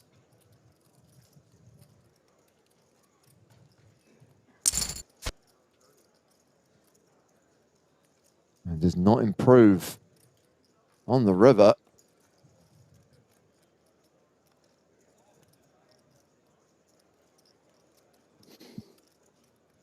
Yeah, Vogelsang, I guess, felt obliged to call there against a button open, probably would fold against it, if we were full ring against the earlier position. It's kind of suspicious, though, of course, even with someone as undoubtedly well-balanced as Limitless, when people opt to check back the ace, king, 7, they do, sort of normally have a hand of this kind of class. If Vogelsang's thinking of doing something fruity on the river here, I presume not with that holding. Check, and Malinovsky up to nearly 11.5 million. Well, Vogelsang with ace king, but it is Simon Matson, C. Darwin 2, who opens here on the button with 10-6 of clubs. I've actually just gotten confirmation that the C in C Darwin stands for C-bet.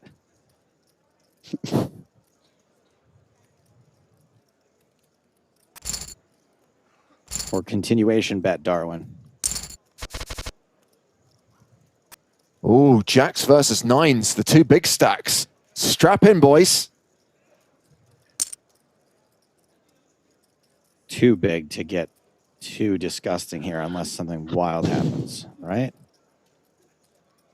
Right, Sam? I mean, there's still the possibility to build a big pot if they play through the streets. There's the raise from Darwin. Yeah, and I presume Limitless is going to feel that this is a limp re-raise. But no, just limp calls. Wow. That's really interesting. Same as flatting the 10s, just feeling like he wants to ensure that he's not all in against two overcards if Darwin overvalues king queen or puts in ace queen or some such situation. Really, really, really interesting Limitless's approach to ICM and the way he avoids tangling with the big stack. And he is going to win some chips here. Obviously, the king going to chill the action somewhat. And another overcard now, which Darwin won't be pleased to see with his pocket nines. Yeah, well, Matson continued flop. There's the option to check back the turn. It really won't be surprising if a player named C. Darwin doesn't exactly receive a message from the poker gods. 625 into 1.9. Yeah, an interesting stylistic choice here, Darwin. Him choosing to block the turn in position. I think a lot of players would check that back. He sets his price for showdown and will now snap check back. A different approach to some players we see. And that does put Limitless. Yeah, chip lead. Yeah, it does change things. Also interesting fold on the button from Limitless with the 9-8 suited. Preferring that the blinds tangle. Now king queen on the button. Vogelsang with queens in the small blind. Cork BB asks, anyone know C. Darwin's name? Yes. Thank you for your question. If only instead of a 2, he put his entire birth date like Volgasang did. And this is a tricky spot for C. Darwin. We'll see how he approaches it. King, Queen, a very tweener hand in this situation. Feels too strong to fold, especially with a big stack, but not exciting to put in. Probably call is going to be the play, but we'll see how Darwin values it. Oh, well, there's the case queen. Yeah. The Quace Queen. 98% equity.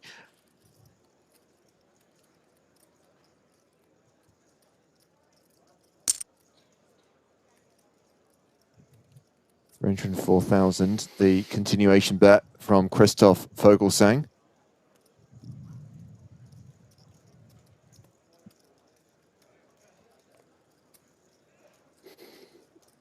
Yeah, Would you Darwin like a just simply hashtag can't fun fold. fact? Yeah, go ahead, James. Would you like a hashtag fun fact about Christoph Vogelsang? He studied economics at the London School of Economics. Oh. And we suspect that he celebrates his birthday on the 26th of July, having been born in the year 1985. I'm telling you, that's the date Marty McFly goes back in time and Back to the Future. I knew both of those facts. I'm pretty unimpressed there, Hagen. I expected a bit better from you. So, Darwin with a bluff catcher here, basically. You know, Sam, did you know that I was once a guest lecturer at the London School of Economics? True or false? True or false? Frighteningly, I'd love to tell you that's a hashtag fake fact, but it's actually a hashtag fun fact. Shut up, is it? Come on. To be fair, Joe, you are overselling it slightly. You weren't a lecturer, you were on a panel at the London School of Economics. Discussing what exactly? It was discussing the people versus Philip Horatio Ivey. Oh, wow. In the London court system. That's interesting. That was interesting. Wow. I mean, I don't know what your Wikipedia page says about you, but again, there may be some, I mean, I don't know. I think it currently says I'm Canadian. Which is sadly not true. My life would be a lot easier, probably. So been a good little couple of orbits for Vogelsang. Obviously, such a fierce competitor and so experienced at this point. You know, 30 big blinds would, swap places with Darwin if he doubled through him. It's this contest not just down to the two. It's also really nice, of course, we speak so much about the effect that independent chip modeling, this ICM concept of not wanting to bust when there are other short stacks. But when you're the bottom stack of the three, you're liberated a little bit, or significantly from that burden. And Vogelsang can play a bit closer to chips, which is also sort of nice. Momentarily, you're in a bit of a free roll situation as the bottom stack.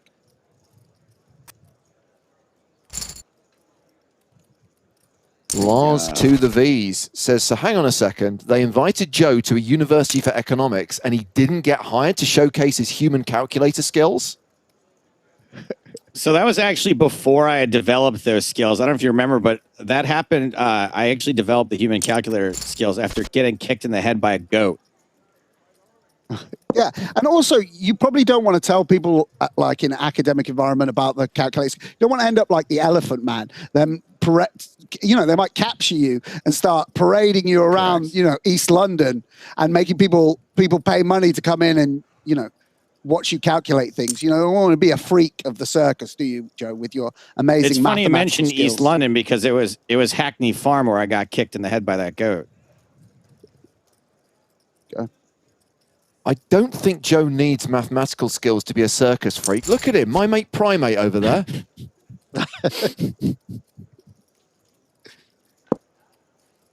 That was the GOAT's issue with me. I thought I had gotten out of my cage. Well, Malinovsky near enough 96% favorite here. Simon Matson drawing to a 7. Yeah, and lots of potential draws out there, so he'll go for value again. Obviously, occasionally we'll be losing to King Jack, but you want to protect from the King Queen, Queen 10s, and the like, King 10s.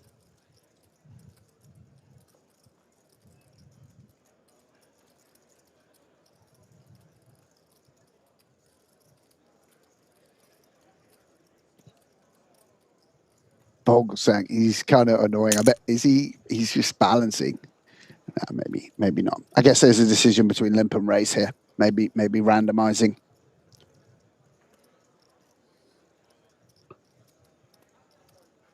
And this is very polarized and strong open with the from the small blind, and so limitless flats and bad news for the pole.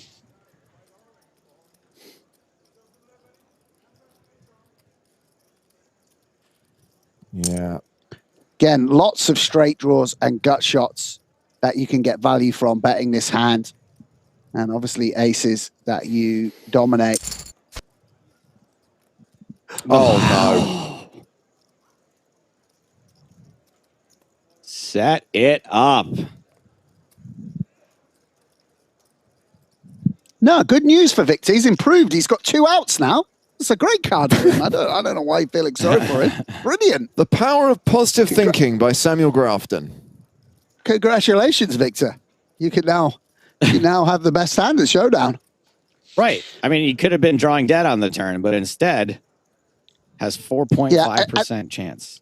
And on this board where Christoph's going to... he checks it. Blocking the second pair that will check back and show down. He elects to check, and Limitless gonna feel like has the best hand nearly always here.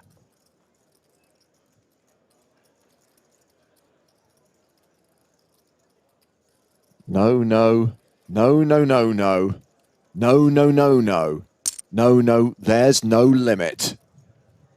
1.1 million.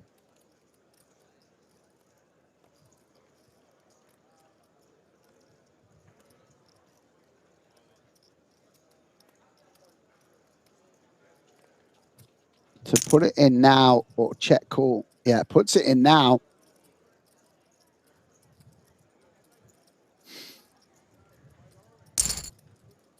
And gets called. No 6 on the river, and that is a double up for Christoph Vogelsang. And look at the stacks at this table. It is pretty much even Stevens. I mean, we need a third Stevens sitting in the middle. Amazing. Yeah, I mean, this is very much game on. You got to feel for Victor there. Such a good turn card for his actual hand. Couldn't, and even still ahead of some hands, some value hands when Christoph check raises all in on the turn. Nothing he could do, that an absolute caller. But, Christoph has bided his time, is now very much in the hunt. Oh, yeah. Anybody's game now. Unknown datum. Hey, Joe, if you can avoid trolling me, you've piqued my curiosity. Do you have a JD/law background? No, all trolling aside, my background is the poker. For your question. Some sort of secret law degree that has gone unmentioned on all broadcasts at this point. Just whips it out. Yeah, actually. Funnily enough, before I decided to be an unemployed comedian, I was actually a barrister. Yeah, that's absolutely right. Is JD juvenile delinquency? I don't know. I turned down Jack a Daniels. career I mean, in that's the family JD law. I have some background in.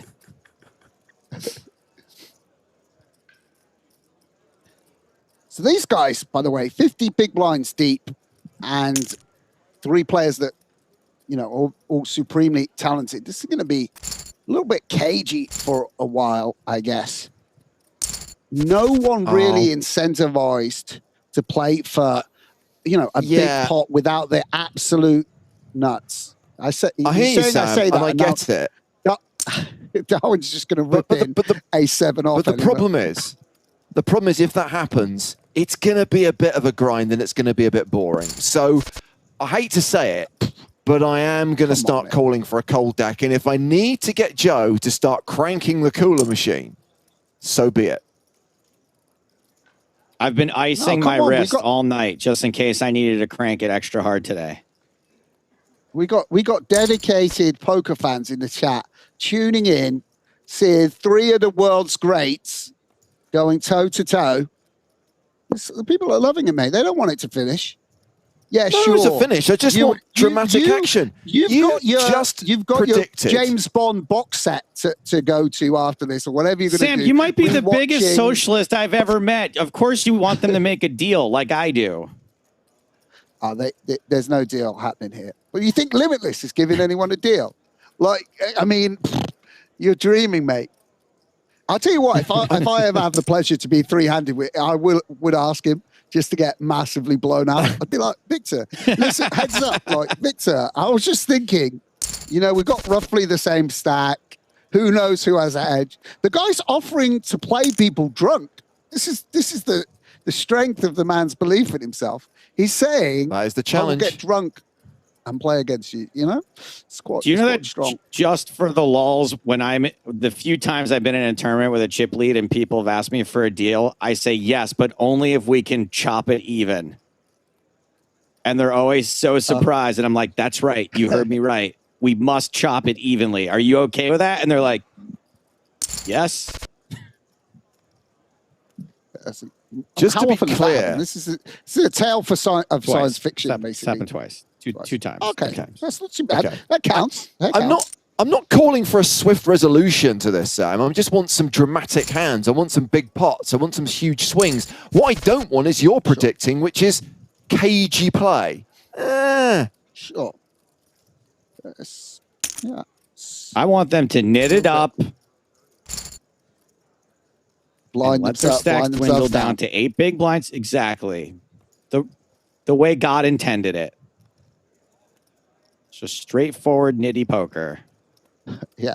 What we just watching Christoph use his full time bank before opening Jack 5 suited on the button, so he doesn't give away that he's got a very easy open. Here we are. Welcome, poker fans. Just what you were hoping to see. Christoph hovering over the raise button for exactly 30 seconds. There we go. You won't know whether I've got Jack 5 suited or Ace King because I'm not going to show you my excitement. Oh, dear. Beautiful. So I don't like to be mean to Christoph because he is one of the very most sweet, kind. He's very sweet. I totally agree. Yeah.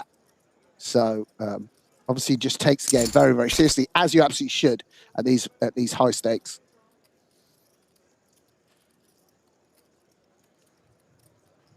Here again, he seems to be undeterred. Yeah, I mean, just to point out, you see these Limitless flatting the 10s in the small blind, limp calling jacks here, flatting ace jack. People very, very conscious to not be on the wrong end of a cooler. Don't want to give up positional advantage and get blown off your hand by Darwin shoving or bloating the pot and getting it in top pair versus a flush draw of some sort. Just flatting, playing in position. You're never going to fold the ace jack on any flop. I mean, almost any flop anyway. And you just take one off on the king 9-9 and say to Darwin, okay, what do you want to do? I'm not folding a king. I'm not folding a 9. You got a very good hand to barrel, but you're turning the double gutter. Yeah, look at this sizing from Darwin. I was kind of interesting. Calculating the odds of this belly buster coming in, and it's around 20%.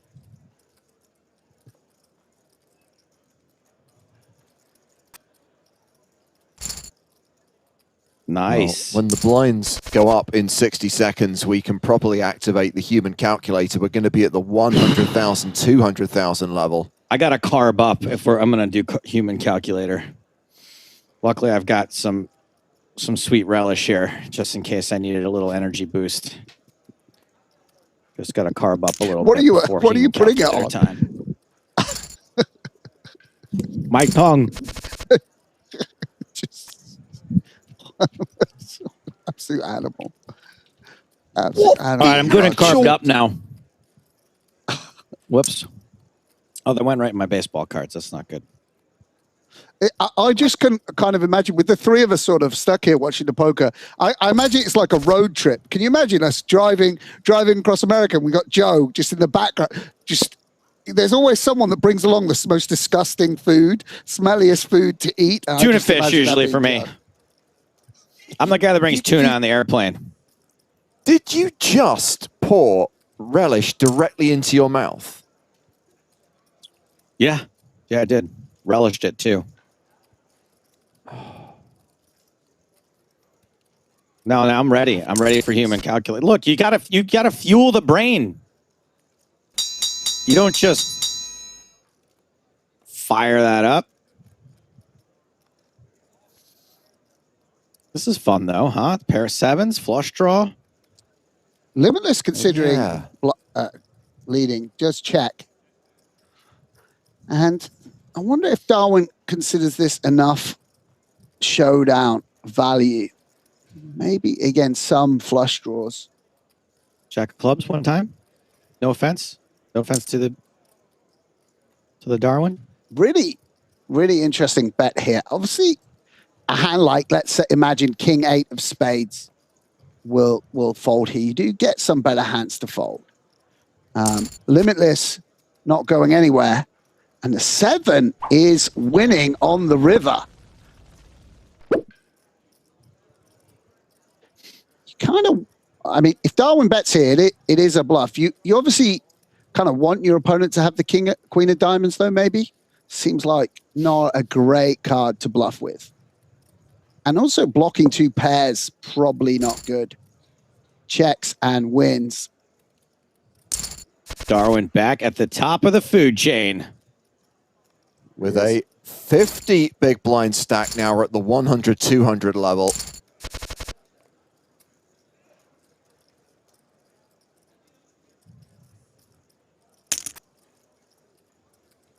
And Simon Matson with the chip lead, opening with Jack 7 of diamonds, called by Victor Malinovsky with 10-9 off.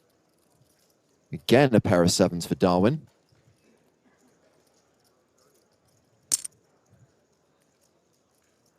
Sam, did you have anything disgusting that you wanted to consume while we're on stream? Sure, I didn't realize. At the level, I just assume my level of professionalism. I haven't prepared a snack to eat midway through the thing. But Joe's just he's a law unto himself. That's why when you're the Joe Stapleton, you do as you wish. It's just the thing. What they're going to do? Who are they going to replace him with? I mean, if they sack me, there's millions of other smart poker players out there. Joe Stapleton, half comedian, half human calculator. Who else? Who's going to be brought in to the ranks to fill this void? It would just be an empty box. It would say James Hartigan, then there would be an empty box, and then there would be me. There's no one. I am by definition irreplaceable, but what isn't really apparent from that is that maybe that's fine. Who is the need to be nearest replaced? What celebrity could we potentially call up to replace you if you had someone that's almost funny and almost as knowledgeable about poker? Yes. Well, I mean, basically, I don't count knowledgeable as poker. There's no almost in it as one of your repertoire. I'm talking funny and potentially. Here we go. I haven't seen this much from Christoph, by the way. Picking the blocker and unblocker, one of which of those two things Joe Stapleton believes in, to move up limitless. And a suited ace is going to get called or clicked, I guess. Okay. Oh, shoved maybe as well. All options viable, actually. Top pair. And this is the worst case scenario, right, with Queen Deuce. getting this board where you have nothing of nothing. Of course, a lot of the bluffs will be potentially hands like the ace deuce off, ace three off as well. I mean, I guess maybe rolling hands like this and ace deuce off at sort of a 30-40% frequency. And Limitless with a quick call, which I think will tip off a little bit the strength of his hand, but I don't know. Can Christoph do anything with this combo? Don't think so. If Limitless has a jack now, it's not folding. Yeah, and that's a white flag on the turn. It's always so amazing to me when Sam says one thing that actually lines up with my own thinking. Like, oh, if he has a jack now, he's not folding. I'm like, I would think that. That's what I would have. That's what I would think in this situation. That's crazy. The overlap that every once in a while. Momently, you, me, and Christoph, our brains, the three of us are just on the same, the same parallel lineup, right? Just very rare. So as you identified, Sam, bit of a white flag from Fogelsang on the turn. But now, and stone bottom, can he fold a hand like eights on this river? Right? Can he fold a hand like, I don't know. I mean, it would be like pocket kings you'd be trying to fold here, really. Wow. I mean, put it this way. This isn't exciting now for Limitless, right? It makes sense. If Christoph, for whatever reason, had ace-king, would he check this turn with ace-king of diamonds? Yes, he would. You do have a strong blocker to ace-king, but it's not exciting. You have a jack to call with. You have tens to call with. Wow. Limitless responds by shoving. Fogelsang folds. That escalated quickly. Oh, no.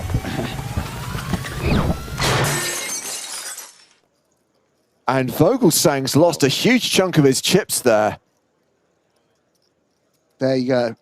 Kids, do not try this at home. Queen deuce in the muck. Forget what the Sims tell you guys. Just fold. Just fold. And, I mean, obviously we saw that Christoph had a complete airball, but would have been really exciting if Christoph had had an ace-queen or an ace-king there. I would have loved to have seen that if that had been the case. Poor Christoph, pretty short now. Yeah.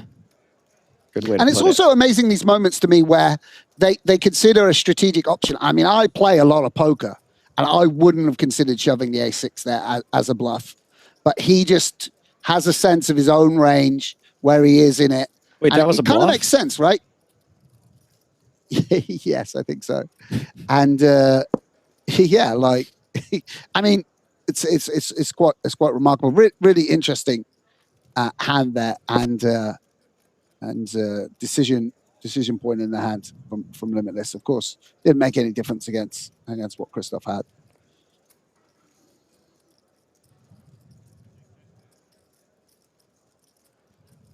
Well, we've already established that Simon Matson has 3 scoop titles already.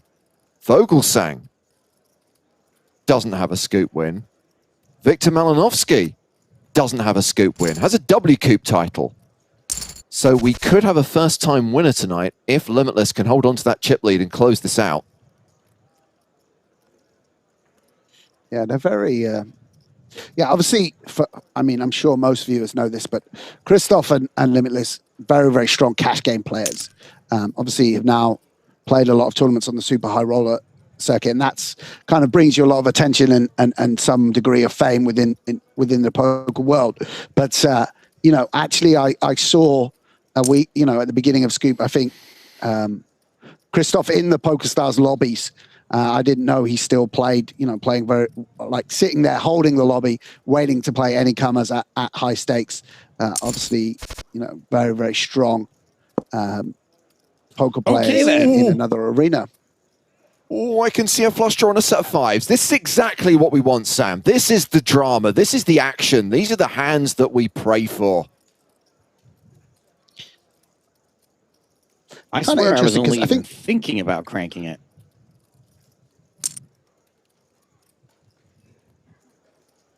Yeah, Christoph, this is his board, right? With the ace king out there. No one else has the strongest aces. And for that reason, Limitless is going to just check call the fives, protecting the times he has a king queen, a king 10, and the odd ace X. This is a board where Christoph should drive the aggression in position. I think with this flush draw, you may see him check back, but we shall see. May just elect to put it in and try and fold Limitless off a king queen type hands. Or instead goes 940,000 into 2 million. And you can see all the hands that Limitless would have a tough time. Fives is a little bit weird though, and does check raise all in. Disaster for Christoph. I think he wasn't expecting there to be very many raises at all. All the ace 8, ace 9, king queens will just call or occasionally fold. And this is disaster when you've got so much equity. I mean, how many turn just pure bluffs have we seen like this? None. And even if your opponent isn't bluffing, what do you got here? Nothing. You can't do anything. Just absolute nightmare. Yeah, exactly. I mean, occasionally it's a better flush draw, right? So I presume... Still losing to it. Yeah. Well, we see Victor Malinovsky extend his chip lead. Limitless now playing 15 million, and Christoph Vogelsang super short now, hovering around the 5 big blind mark. As Limitless opens on the button with ace 10, Simon Matson with ace 7 in the small blind. I just folds. Waiting out Vogelsang now. Sorry, Christoph. Yeah, I don't have to outrun the lion. I just have to outrun you. Yeah, I thought we might see Christoph take a flop here. Obviously, you can always realize your equity with 5 big blinds. But this king deuce, just nothing.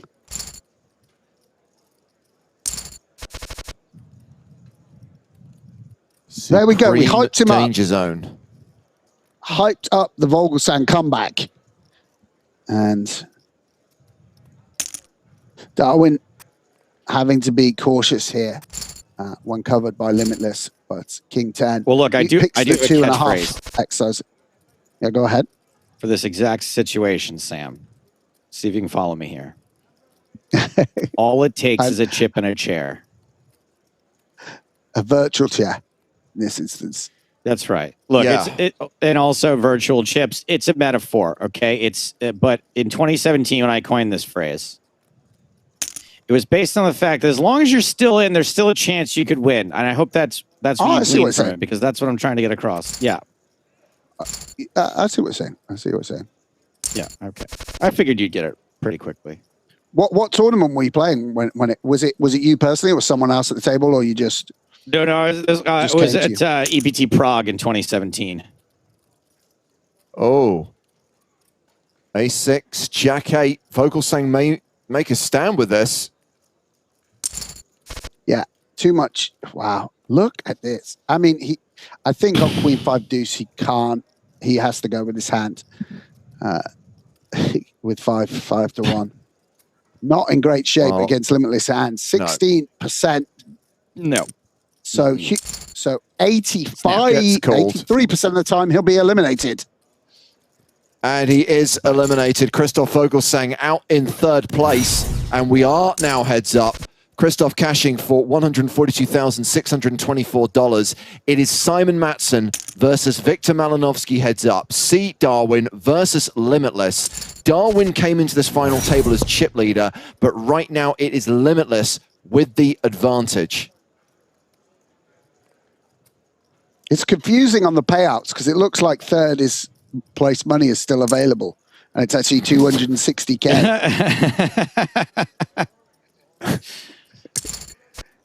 We can't help First it place when money is Christoph's screen name. When players are signing up for stars, if they get confused between what ID tag do you want and the what's your date of birth fields. You think that's what happened? Is it no? No. He Christoph's he too knew he smart wanted for to fly under. Actually, I could give you a little brag if you want. Like about 6 months ago or something, I was studying with 8 Stars, and he was showing me this hand, and he was like, "What would you do here?" He's like, "Yeah, I think this is." It's like some. I said, "Oh, he's gonna have like these hands." He was like, "Well, he's a recreational or something like this," and I was like, "No," I was like, "That's Christoph Vogelsang," and he was like, "No way," and he didn't know. So I guess it does help to fly a little bit under the radar, you know. People used to say, "Don't have an avatar," because it makes you. If you have an avatar, people can remember you. You know. Yeah. That was the level of professionalism that people wanted to. Speaking of, are they going to make you change your avatar from Marc-Andre Ladouceur now that you're a Red Spade Pro? Way, quite chill from those guys. I thought it would change automatically or something like that, but no, I'll just tune in. It's like it's kind of false advertising this handsome Quebecois superstar in my place. I will check. I'll change it to a picture of me soon. I think it probably has to be done for professionals. Oh boy! Oh, and here we go. Oh boy! Ace Jack versus Ace Queen. Matson limps.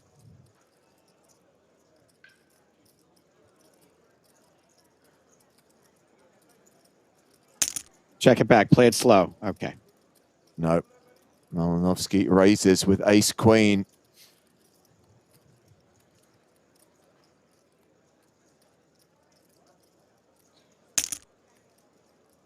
Wow, Darwin gets it in. Limitless calls. Domination Nation. Ace on the turn doesn't change anything. No jack on the river, and it is over. We have our winner.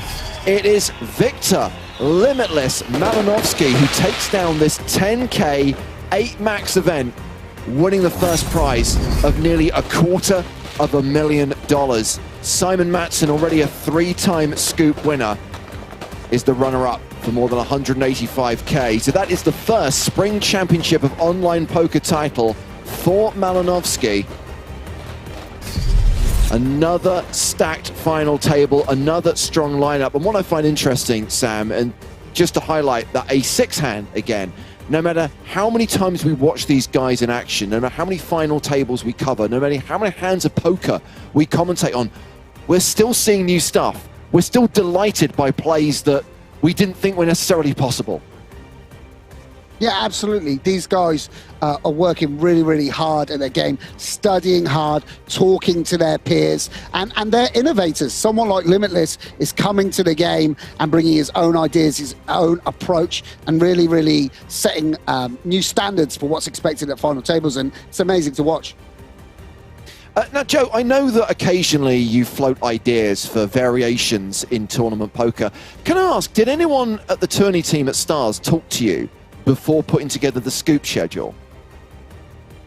They didn't. Why? Is there something? It was one of my games on there? Cards Up Hold'em? Are we finally going to do it? No, but something a little bit quirky. Let's look at what's on the agenda for tomorrow. It is the final table of the high buy-in version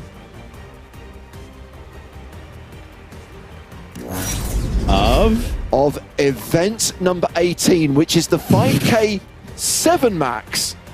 So we'll be watching 7 players tomorrow competing for their share of a 750K This is the innovation prize we are pool. all here for. We've had 6 max, we've had 9 max, we've had 8 max. When are we rolling out the 7 max tomorrow?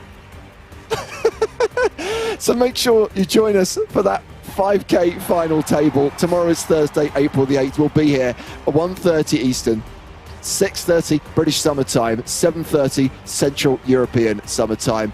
But for now, from Griffin Benja, Sam Grafton, Joe Stapleton, and me, James Hartigan, it is good night from the PokerStars Arena.